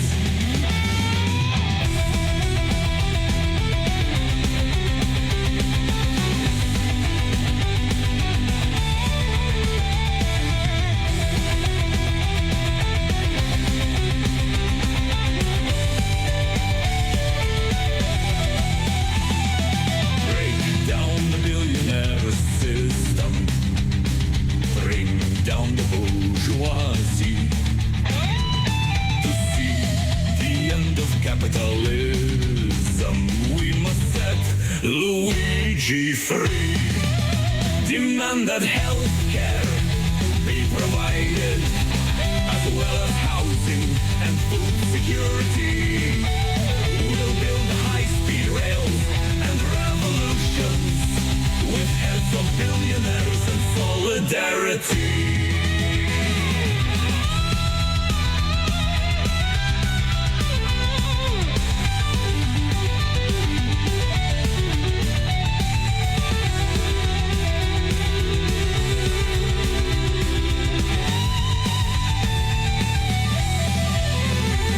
So come, brothers and sisters, through this struggle we'll carry on. A gift up to Central Committee is one step closer to righting the wrongs. So comrades, come and rally, and remember that Hush owes Mike $1,500 because Mike was fucking right.